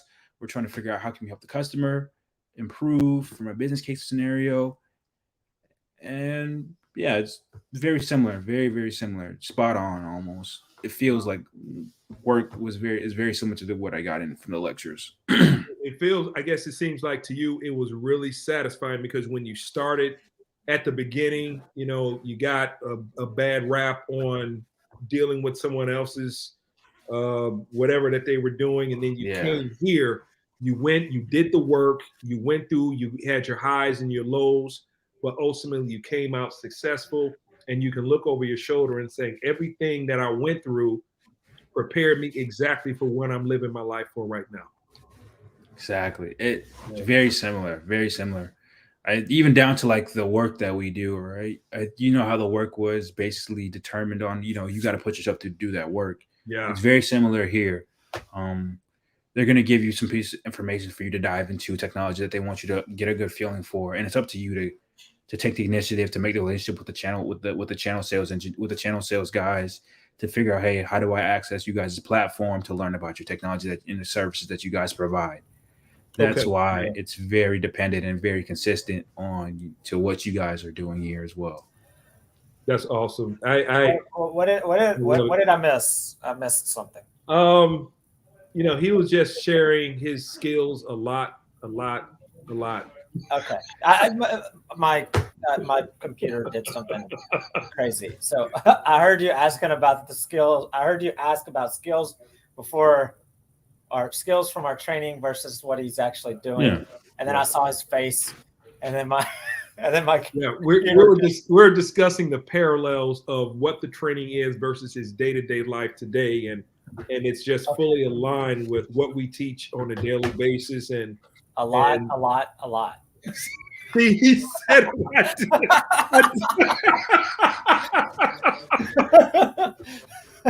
Guys are killing me here. Oh, I'm sorry. No. And it's just really I just like to see, and I see often, you, Bob, Daniel, plenty of other people that we have seen, and to see that level of satisfaction on your face, it's like your face right now tells the story of what you had to go through and how much it was worth it. And that's what means a lot to me, that I get up in the morning, I get a chance to see this, I get to help. It means what? He's got you too. He's got you now, Alonzo. Man, you got some sort of virus on conversational virus. I got a question from the chat box for you. Yeah, let's hear it. All right, so I'm going to ask this a couple of ways. So Tyrone, I don't know if you know Tyrone. Do you know Tyrone from the program from South Africa? No, Okay. not too sure. I think he came in like about halfway through your time. Hmm. So Tyrone asked, what certifications do you have for your job? So I'm going to ask this a couple of ways. I want you to answer it a couple of ways. What certifications did you have when you got your job? When you got the job? Yeah. What certifications did you have? And what certifications were publicly known that you had? Let me put it that way. I think I had like an expired CompTIA Security Plus, and I think they knew that I had like 2 vulnerability management certifications. And he just asked me that. They didn't even ask me about my certifications. They really didn't. They didn't even ask about my certifications. So it was basically a non-factor. All right. Yeah, So what little. certifications do you have now? Same thing I had when I started. There you have it, ladies and gentlemen. The value of having tons of certifications is not a lot. Not a lot. Not a lot. I have some certifications because I've gone through some training, through some company training. Yeah. But I'm not even like presenting that, or even I don't even remember. Right, and that's why I asked that the way that I did. What certifications do you have that you're presenting to others that you're using as like a advertisement or a magnet to try and attract people? None. Okay.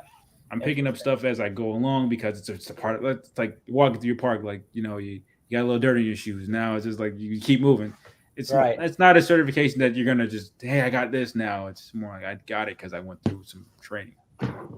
Yeah. So Alonzo, do you have other questions while I'm scrolling through the chat box? If not, I can find some. I'm thinking. Basically, I would say you've come from, you started at that famous quote. You started from the bottom. Now you're here. Yeah. So when it comes to where you are presently, where do you see yourself in 2, 4, 5 years? Honestly, don't get yourself in trouble now. Yeah, I wanted. Well, let me rephrase that. Let's wipe that off the table. What skills do you think you're going to be able to leverage more effectively in 3 to 4 years? I think my ability to deliver a solution from end to end is going to be the skill set that I would like to develop the most. I think that's the most imperative thing, along with developing a lot of my social skills, but just be able to comprehensively deliver bring value to the customer from beginning to end. Making sure the customer has a great experience, making sure the customer got what they asked for, and then some, and then being consistent, and then just building my brand so I'm just well known and respected in my industry. So I think that's the answer to that question. That'll bring value to you. Yeah. And that'll bring value to your organization that you're with. And that'll bring value all around. Right. And you think about the relationships that you garner over time with very pre-existing powerful people. Can imagine how they're going to climb up the ladders, in various industries, and the type of accessibility you'll have with that, leveraging your brand and your reputation. I got a question from the chat box that kind of segues into this. Let's hear it. Nomek asked, do you have tips for networking both in the program and outside? Good question. That is a good question. Start with I think the networking piece networking inside is very important within the program, right?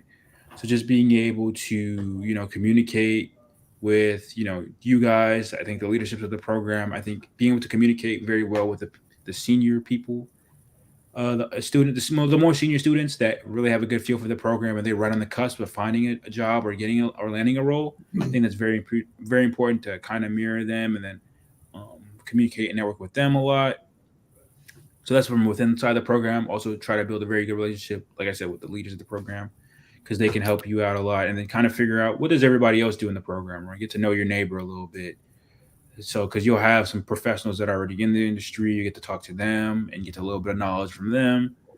And then from outside of the program, I think networking is extremely, extremely important, right? not taking these little meetings for not taking the little dinner meetings for granted, getting to know people by their name, getting to know, what they actually like to do. I remember one of the clients that one of the vendors that I met for the first time, he was telling me about how he's fixing up this vintage car he had. And then it's probably maybe 4 months later, I mentioned it and I seen him. I was like, "Hey, how's the car project going?" And he was like, "Oh, you remember?"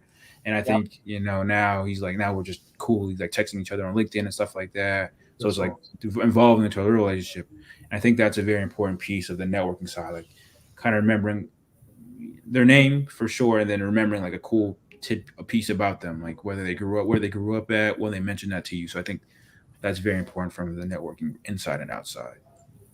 That's Yeah. awesome. And That's to add to what Delroy was saying, Delroy talked about in the program about what to do and for networking, but the key of this is how to do it. Yeah. Everybody always asks, how do I network, or how do I do this? And I used to get huffy and puffy and say just do it, but I realized people don't necessarily understand. And you have to get out of your comfort zone. You have to get out. A lot of people, and me included, that used to have that question was because I wasn't comfortable reaching out to people, or putting out not a SOS, but just a broadcast message to everybody in our community, our Slack community, saying, "Hey, what's somebody working on?" Or, "Hey, here's what I'm doing. Is there anybody else learning about this particular thing right now?" And I think the key to it is letting down your guard. Yeah. Sharing a bit of yourself. And it doesn't, you don't start, doing marathons out the crib. It's a set of steps of comfort and opening. And people start to know through that exchange, there's levels of comfort where they'll start opening up varying gates, like the first gate is open. And that it's kind of like a nucleus with, the different rings of an electron, or if you're doing, if you know anything about chemistry, and you're thinking about how all the compounds of how they're broken down by, or rather an orbit, there's different layers, and you're able to just peel back those layers and be able to get down to the heart of it. And the more you build, the more layers you break down, the stronger that relationship gets. So that's some of the things that I've learned how to do throughout my life. Yeah. There was a question that just came in from Nick about the cloud industry, about is it going to be around? What's it going to be like? And so here's something that we need to think about. The cloud's been around for about 20 years now, in the way that we think of the cloud. But before that, it also existed as a network and a data center for 20 or 30 years. Yeah. So, it's been around in some way, shape, or form for nearly half a century. Mm-hmm. So, will the cloud be around? Yes. Will the cloud be around exactly like it is now? No. No, it'll always evolve. So the people from 20 years ago that were network engineers and network architects, you still have some that are network engineers and network architects, but now they're cloud network engineers and cloud network architects. Right. You got people that are in both roles, not the same person, but you've got both roles exist, the network architect and the cloud network architect. Same with security. You've got security, on-prem security architects, and you've got cloud security. And I've gotten a chance to speak to both the people in their experiences in those roles, right? Guys that stay strictly in the data center and guys that stay strictly in the cloud. And they don't know each other. We're just talking shop. And a lot of the fundamentals stay the same. A lot of the principles that garner, whether we're in a data center or in a cloud environment, are very similar. There are pieces where it does segment a little bit, and you have to get a little bit more focused in each area because of the flexibility that you might have in the cloud may not be the same as you have in the data center. But they both know that, and they both can attest to how to do it successfully. Yeah. Yeah. I just always want to point that out when we can, that the cloud is just the extension of what it's just an Right. ever growing and ever changing thing. Yeah. You Any think about thoughts? how the internet started and how it's grown. So, it stands to reason, and there are no physical boundaries to that. So it could be as big as we could ever, I mean, I think about, and this is way out there. So imagine, we start colonizing planets, and you consider that an entire planet could be a node, for entire, architecture. I mean, I know it's out there, it's far fetched, but you think about how far it could go, how increasingly powerful the cloud can be over time. Yeah. So here's another question, and I'm gonna kick off the answer, but I'd really like to hear Delroy's response. So Burra says, Mike has a good training program. Yes, no doubt. But can you tell us how much self-work you put in studying to get to the level you are? Before you answer, I want to make it clear that is a big part of the program, is you following the plan that you develop and implementing the plan that you put into place through the guidance of our program. So I'm hoping, Delroy, you had a massive amount of studying that you put in. But I'd like to hear what you have to say about that. I definitely put in a lot of studying. It was tremendous amount of studying and focus and determination to get me to where I am now. Just trying to grow with inside the program, going to all those lecture pieces inside the video portals, taking notes. I got like 2 binders of notes, just trying to encompass all of that information and make it a part of my day-to-day life, right? So there's going to be a tremendous amount of studying that you're going to need to do on your own part. But the great thing about it is you have people that are going through that same thing as you. The information is well presented. It's in linear order. It makes sense. You can go back to somebody and ask them for help. So there's definitely opportunity for information to be presented to you in a well organized and structured manner. And then also you're gonna have to put that work in for yourself. Would you say that it's a lot? Plentiful. It's plentiful. They put a follow up here. They say one thing they know is no matter how good a training is, it mirrors what you just said. As an individual, if you don't put in sacrifices, you'll still end up not getting the job. Training gives you 40-60% is on you. Yeah. I mean, I definitely agree with that number. I think it's 40-60, right? 40 coming from the amazing work that you guys provide, right? And then 60% just comes down to you just going through that material and making it a part of you.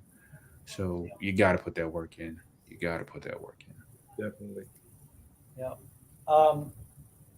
Alonzo, did you see my message? Where exactly? In the little chat there. Let's see. You know what? I think that'll be the last question that we can ask, and I believe. Okay. We have one question, and then we're going to rapid fire through the chat box. There it is. We don't want to keep Delroy forever because Delroy is a busy man. So okay, relative. Delroy, when it could you? I'm like, based on all the criteria that we offer versus what you're doing right now, could you do without any of the skills you learned at Go Cloud Careers? No. I would have geeked it. I would have geeked it up, and they would have kicked me out. We would have had multitudinous tech questions and elaborations. Not a lot, right? But multitudinous. If it wasn't for that question is basically saying, if it wasn't for global architecture, could I do this role what I'm doing right now? The answer to that is no. There's just so many things you just don't know that's around that corner when you get into those kind of roles, right? And a lot of those key things that Mike warned you about, you guys warned us about, when I would have definitely stumbled. It would have been tremendously harder, right? I don't think I would have been successful because the natural engineer would have just came out and just ruined a lot of good things for me. Let's put it like that. You have to unlearn some things and to be able to progress in this space. Unlearn what you have learned. Yep. Yep. All right. So let's do rapid fire through the questions that are still in the chat box. Let's have them, Chris. So let's see. I lost it. Derek asked, how much project management blends into your position? D. Houston. Project management. Or have you had the opportunity? So I've had some of the opportunity to do that, but it's not. I wouldn't say project management. I'd just say it's more time management and being able to respond back to people in a timely and respectable fashion.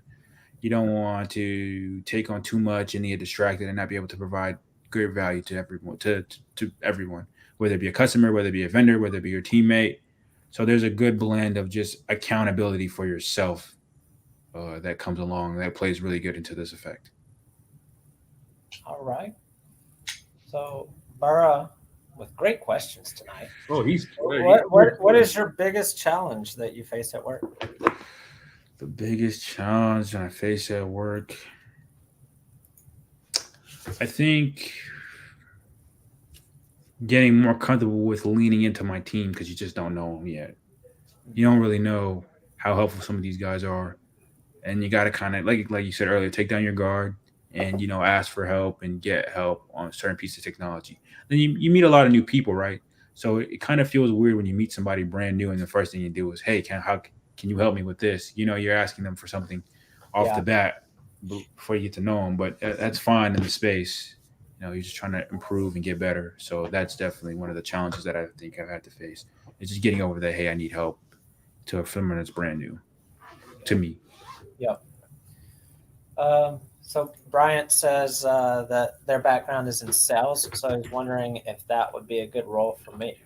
Yes. So sales, So I have I think guys that are really good at sales previously can do this with no effort because you already know how to listen. You already know, how to take those subtle cues. I think people that come from the medicine field as well, kind of like how Mike said, how to pick up on certain things that are unsaid. You're very caring. You're very understanding. You're empathetic.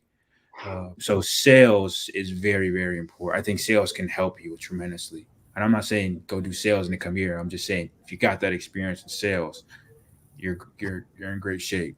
So yes, that's a very great question, Brian. All right. So we're back to Burra again. Another great question. Burra's killing. I'm not sure if you went over this previously, but how long did you do this program before landing your first job? Because this wasn't your first job. While after you joined the program. I want to say 4 months. 4 months in, I got my first job, and then after that, I got promoted like twice. And then I just I enjoyed where I was at. I enjoyed the lifestyle that I just enjoyed the job, so I just stuck it out for like a year, and then I made the switch to where I am now. So yeah, so about 4 months, I want to say. Then I got my first role. Okay. There's a good follow up to that. From just eat plants to since you just said that you got a job after 4 months in the program, how easy is it to go through the course with a full-time job? I'm going to be honest, it could have been very easy for me, but I was doing a lot of other things and I was having a lot of fun. So if you're like, and then I was encompassing just taking on like the new role that I had, right? And then it was a lot going on with that role, because that place was a very interesting place to be at. So I was learning a lot there. And then after that, my schedule got really hectic. So it can be done. It can definitely be done, but it's going to be a challenge. I'm just being honest. And then I was having fun too at the same time, trying to enjoy the day-to-days of life. So yeah. Well, and you mentioned it earlier, time management. You were talking specifically about the role that you're in now, but time management just in general, especially if you've got a full-time job, and you're trying to do this development program, and you're trying to have a life, you have to incorporate some time management. So it slows it down some. It definitely slows it down a little bit. It definitely does. And some are a lot depending on your situation, and it's just a matter of management. But I'm going to be completely transparent and honest here. If I wanted to be 100% gas pedal at work and then 100% gas pedal on the course, I could have done it. It's just, I think other things in my life would have fell off. But that's where it just comes with the sacrifice of figuring it out. So it can be done. It definitely can be done. Opportunity costs. Yep. And so 2 questions just came in. One we're not going to answer. David Setch asked about your salary. Nope. So we're not going to ask that question. And Bad Weather Freak asked, before joining the program, I imagine you worked in tech. I had it could have been tech, not to this high level. What was your job? What'd you do? I was like help desk at like I was helping teach English, and I was like helping fixing printers at work at the school I was working at.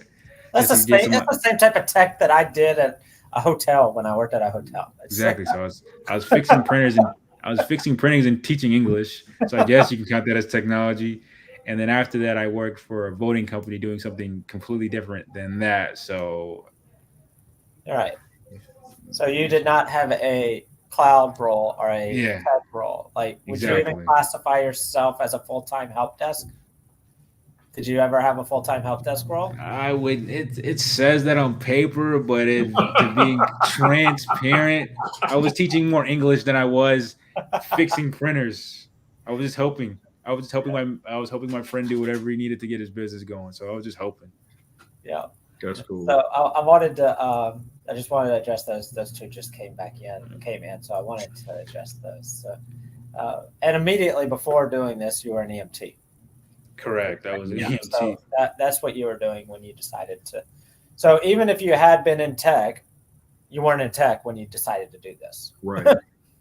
You were an EMT. No, I was not. I was an EMT.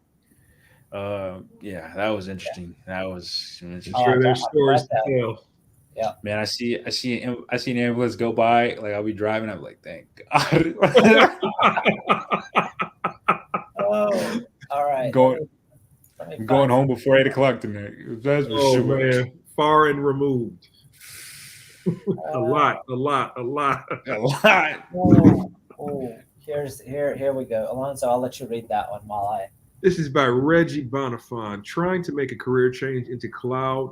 Where do you suggest to begin? Currently studying for a cloud practitioner cert. Reggie, stop what you're doing right now. I'm going to be honest with you. Don't take the cloud practitioner cert. It is the beginning.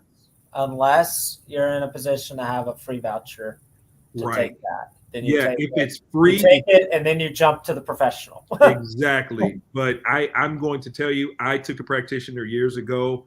It provided no value for me. It didn't help me to get a job. It's more along the lines of if you're already working for AWS and you're in the sales department and you want to kind of create an official certifiable positioning for yourself within the company, it could be of some value. But outside of that, it doesn't offer you the foundations that you need to become a cloud architect. I'll be honest with you. So I think that you could save your time, save your money, because it's just, I think, and I'm not, as a disclaimer, this is just my personal opinion. I think that there are too many stops with those certifications to not go for a straight line to get you what you want. You don't have to get the cloud practitioner. You don't have to get the sysadmin. You don't have to get the DevOps. You don't have to do this. You don't have to do that. You have to be competent. You have to make sure that you understand the tech, what it is, when you would use it, and being able to present that in a business transformative way. And that cloud practitioner certification doesn't provide any of that. So to your point, I would suggest, to be honest, start here. We've had plenty of people from different walks of life, whether they were selling shoes or Delroy, he was a former EMT. I myself was in the marketing industry.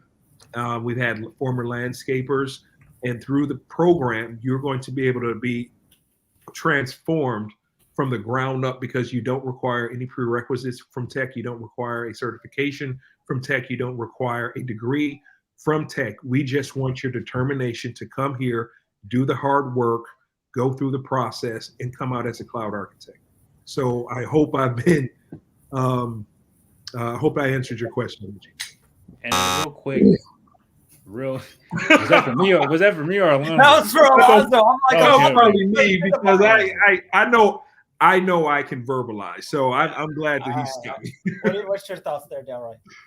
And then to go back to Alonzo, I think that answer you gave was amazing because I remember when I wanted to first get into cloud and technology, I was on Reddit typing in that same question, looking for an answer, like trying to scroll through, and it was just a mirage of confusion. I couldn't get a straightforward answer from anybody. People that were already in the industry said, "Yeah, it's a great idea." People that weren't said no, and it was just confusion. And like I said, that type of answer and that type of clarity is what you're going to get from top to bottom from everybody that's a part of the education process. That in-depth knowledge and experience that you can't pay for. You can go on Reddit and type that question in, and two people might answer it half-heartedly. But like I said, that type of knowledge and experience is something that you can't really buy. Yeah. And that's why I had to double down on that. That was a great answer. So as I mentioned in the chat box, we can't keep letting questions come into the chat box because we could go forever and ever and ever. We could be in here for another 2 we're going to be answering the questions that have already come in. But unless some amazing epiphany inspiring question comes in, we'll only be answering the ones that are already here. But have you had the opportunity to present a solution to a customer yet? I have not by myself. Okay. Not by myself. I'm riding shotgun with the more senior architects right now. Okay. Can you share with the reason I ask is because there was a question in the chat box. I'm trying to find it that asked if what was the last solution you pitched, and if you're able to talk about what the solution, like what the problem or the business case might have been. And if not, I understand. I'm just trying to keep it I'm trying to provide value and keep it vague as possible. Right, because we don't want. It's kind of long. Yeah. Kind of along the lines of the salary question. I don't want to. Yeah. There it is. So if you're not able to go into too much depth, I understand. How about this? I'd definitely take some time out. If this person wanted to message me on LinkedIn, we could probably have a very brief conversation about it, super light. That's actually a good idea. So are you comfortable if I put your LinkedIn? I meant to ask you that at the beginning of the way long ago, 2 hours ago. I meant to ask you. And also for the algorithm, let's put a hashtag, and I'll start this off. Hashtag Delroy Batt. Oh, wow. Let's get this I crap. appreciate it. Yeah, and I appreciate your response to that because, like I said, we don't want to ask anything. And that's why I prefaced the interview question the way that I did about talking about what can you talk about that. We don't want to put you in any. Right. We're here to share, get some good general information and keep you agnostic. Yeah. Here we go. From Zach Marquis. Question for Delroy. Was there anything in your LinkedIn profile that, and I'm going to add this, that you're aware of that stood out for the CDW recruiter? Yeah, I think in the class we help sponsor each other, right? And on our skill sets. And I think that kind of set him off a little bit. I think that helped perpetuate the algorithm forward a lot. And then also Mike had, on the LinkedIn page, I think I'm giving away a little bit of sauce here, but how on LinkedIn you can kind of put looking to hire, that big giant circle. Oh yeah, Say it. Please say it. Mike said, get rid of that now. And I think taking that out there really helped me as well because it just screamed desperation.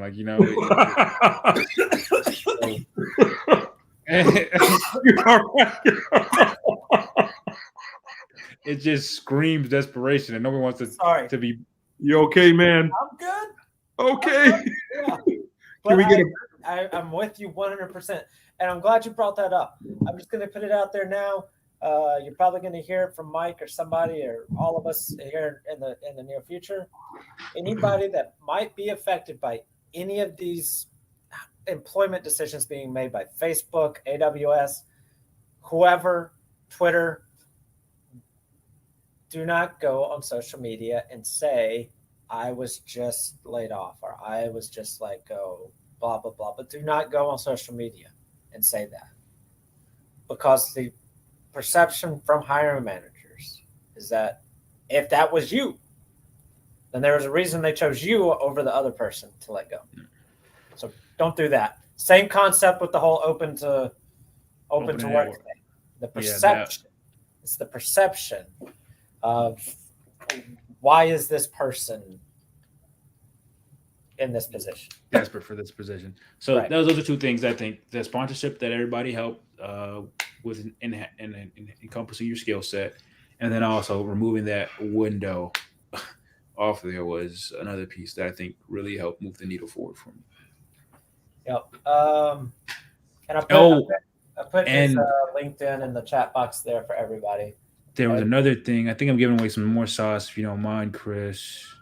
I don't know if I should. He was like, Mike said, I had an attachment of my resume on there. He's like, take that out there too. Don't even have that. Yeah, don't. Yeah. All right, we're done. We're done. All right. Getting towards the end here. So Austin asked about the challenging part of your role. We already addressed that.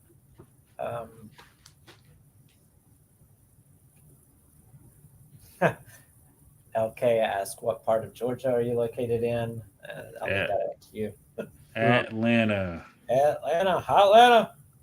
I'll tell you, Houston is an awesome city to live in, though. I'm thinking about it, man. I'm thinking about it. St. Pete's pretty good too. Yeah, we got beaches. That's the draw. I'm a water guy, so and roller coasters. Yeah, and great food. And grouper sandwiches for Chris. Yeah. So when I was in Houston, I was driving around, and I was like, "Oh my God, these roads are kind of rough out here, man." I was like, "Good thing I'm in a rental." They got work to do. Were you on the 10? Where were you? I don't know. Houston's so big, you don't know where you are. I'm gonna be honest. You know what? It's so huge. I've been here 6 years, and I haven't even been on the east side of the city. It's that big. I'm not. It'll take me about an hour and a half, 2 hours just to get on the other side.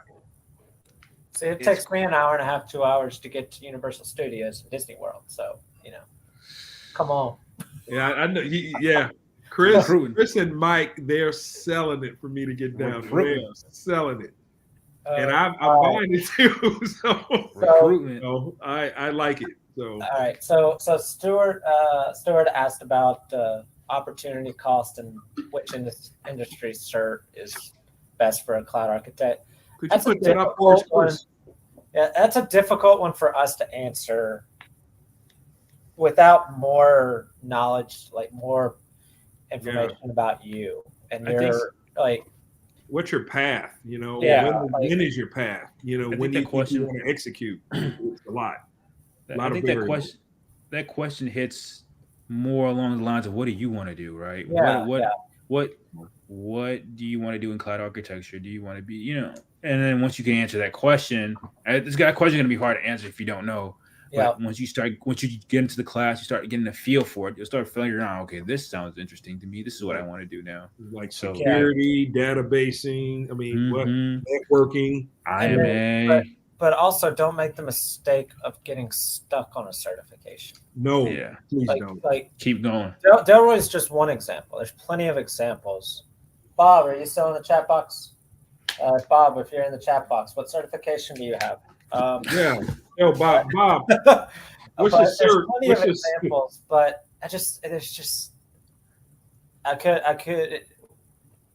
I'm personally not comfortable answering that question without more details and more insights. We have several videos on our YouTube channel that outline that for certain paths. Actually, I think I'll try and find the chat box, but not the chat box. I'll try and find the link in the description. But yeah, I'm just not without knowing more specifically about what you're. I think Bob has a cloud practitioner, and that's it. Right. And Bob Bob has a really nice job. That's Yeah. a really Oh nice yeah, he's yeah. but he's Bob, got the competence. Bob hit just like the Delroy. job lottery, if you will. So Yeah. Let me see here. Collins. Ooh, probably the best question of the night. What do you love doing? oh yeah. Oh, that might have been in response to a question to the question. Actually might have been in response to Stuart's question. Oh, But Oh, okay. I thought it was about you, Delroy. What do you love doing? do you mean like at work or like? What do you see yourself as a SME? What's your SME goal? Oh, I think I'm really falling in love with endpoint protection. I think that's what I really like to talk about and do, because there's just so many different types of people. Everybody's on some type of endpoint device at some point, right? And the security behind that is very interesting. I feel like a lot of technology is being developed around that space, and I think like it's one of the hardest areas to cover because it's just so closely interacting to the end user, and the end users are just can be very unpredictable at times. The things that they might be attracted to, things that they may like, type of behaviors, who's on it, everybody. So I think that's kind of where I'd like to be the SME goal. And I guess in my personal life, I like to I love I just love being outside. Fishing. I like fishing. I like being outside. I'm an outdoors kind of guy. I like being outside as much as I can. Yeah. All right.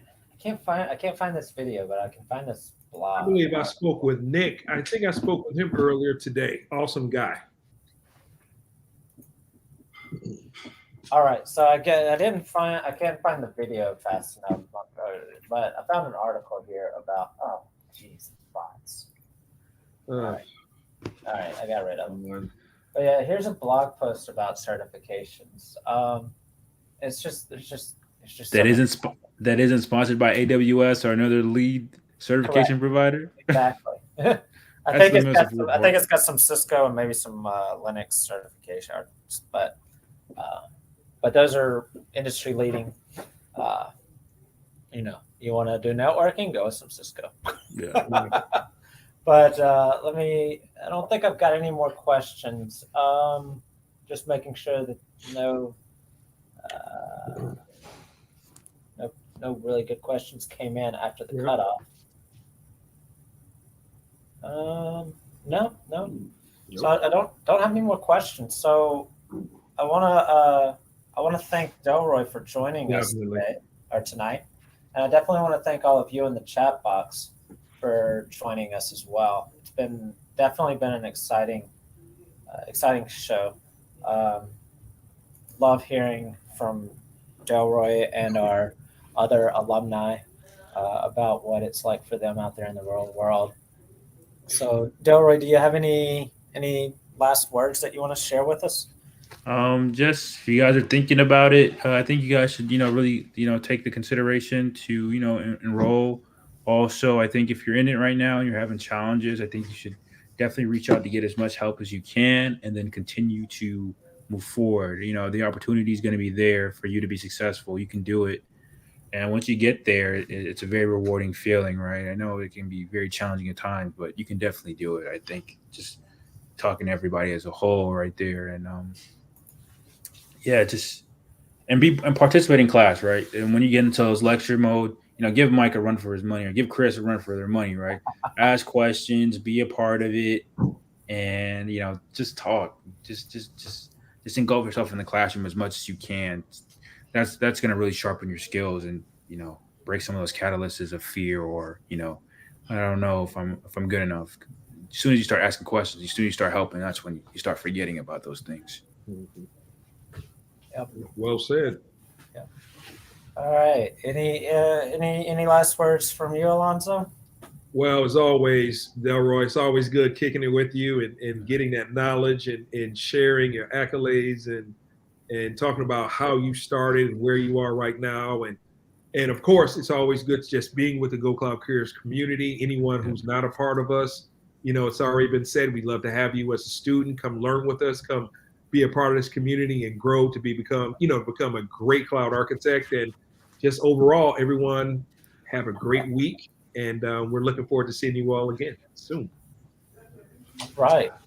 So I'm going to wrap it up with just making sure that everyone is aware of a couple of things. I gotta make sure everybody has access to everything. So the first thing I want to remind everybody about, and I know we've been reminding you throughout the session, but I just want to remind everybody about our Thursday How to Get Your First Cloud Job webinar. We do this every week. It's important to us to share with everybody how to become a cloud architect based on experience and based on feedback from hundreds and hundreds and hundreds of recruiters, hiring managers, and people that we've coached. And we share everything from, why we created the program to what experience really matters, if it matters, if it's a determining factor, what hiring managers are actually looking for, what a cloud architect truly is, and then how to become a cloud architect, whether it's with us or whether it's on your own. We want to share it with everybody. And our ultimate goal is to get everybody cloud hired. Our cloud promoted if you're already in the cloud industry. So make sure you register for that. I think Tyrone put that in the chat box. Yeah, he did. The next thing I want to remind everybody about is that we do have our free AWS exam guide. So if you're looking for a resource to help you actually understand what's covered in the AWS certification and the cloud, then you'll want to get your free copy of that. That's something that we've been doing for a couple of years now. This is our latest and updated version to help you prepare for the new certifications. And then, of course, make sure you're following us on LinkedIn so that you're aware of everything that we have going on. And make sure you subscribe and hit the notification bell here on YouTube. So I want to thank everybody again for joining us. I've really enjoyed it. Next week's show is going to be on Monday. Next week's show is going to be on Monday. For our international guests, can you share why, Chris? Right. So next week is Thanksgiving week here in the United States. And so with that, we're everybody's schedule here in the U.S. kind of gets a little haywire when there's a holiday that falls on a Thursday. It's weird. I love it. It's great. I enjoy the food. I enjoy the family. I enjoy the friends. But holidays falling on a Thursday make things really weird for schedules. So make sure you join us on Monday next week for our Thanksgiving episode. So that's all that I've got for everybody. Again, Delroy, thank you for joining us. Alonzo, thank you for helping me host. And everyone in the chat box, thank you again. Have a good night. Have a good night, everyone. See you next time. All right, guys. Thank you so much for having me. I really appreciate it. Man. All right. Bye-bye. All right.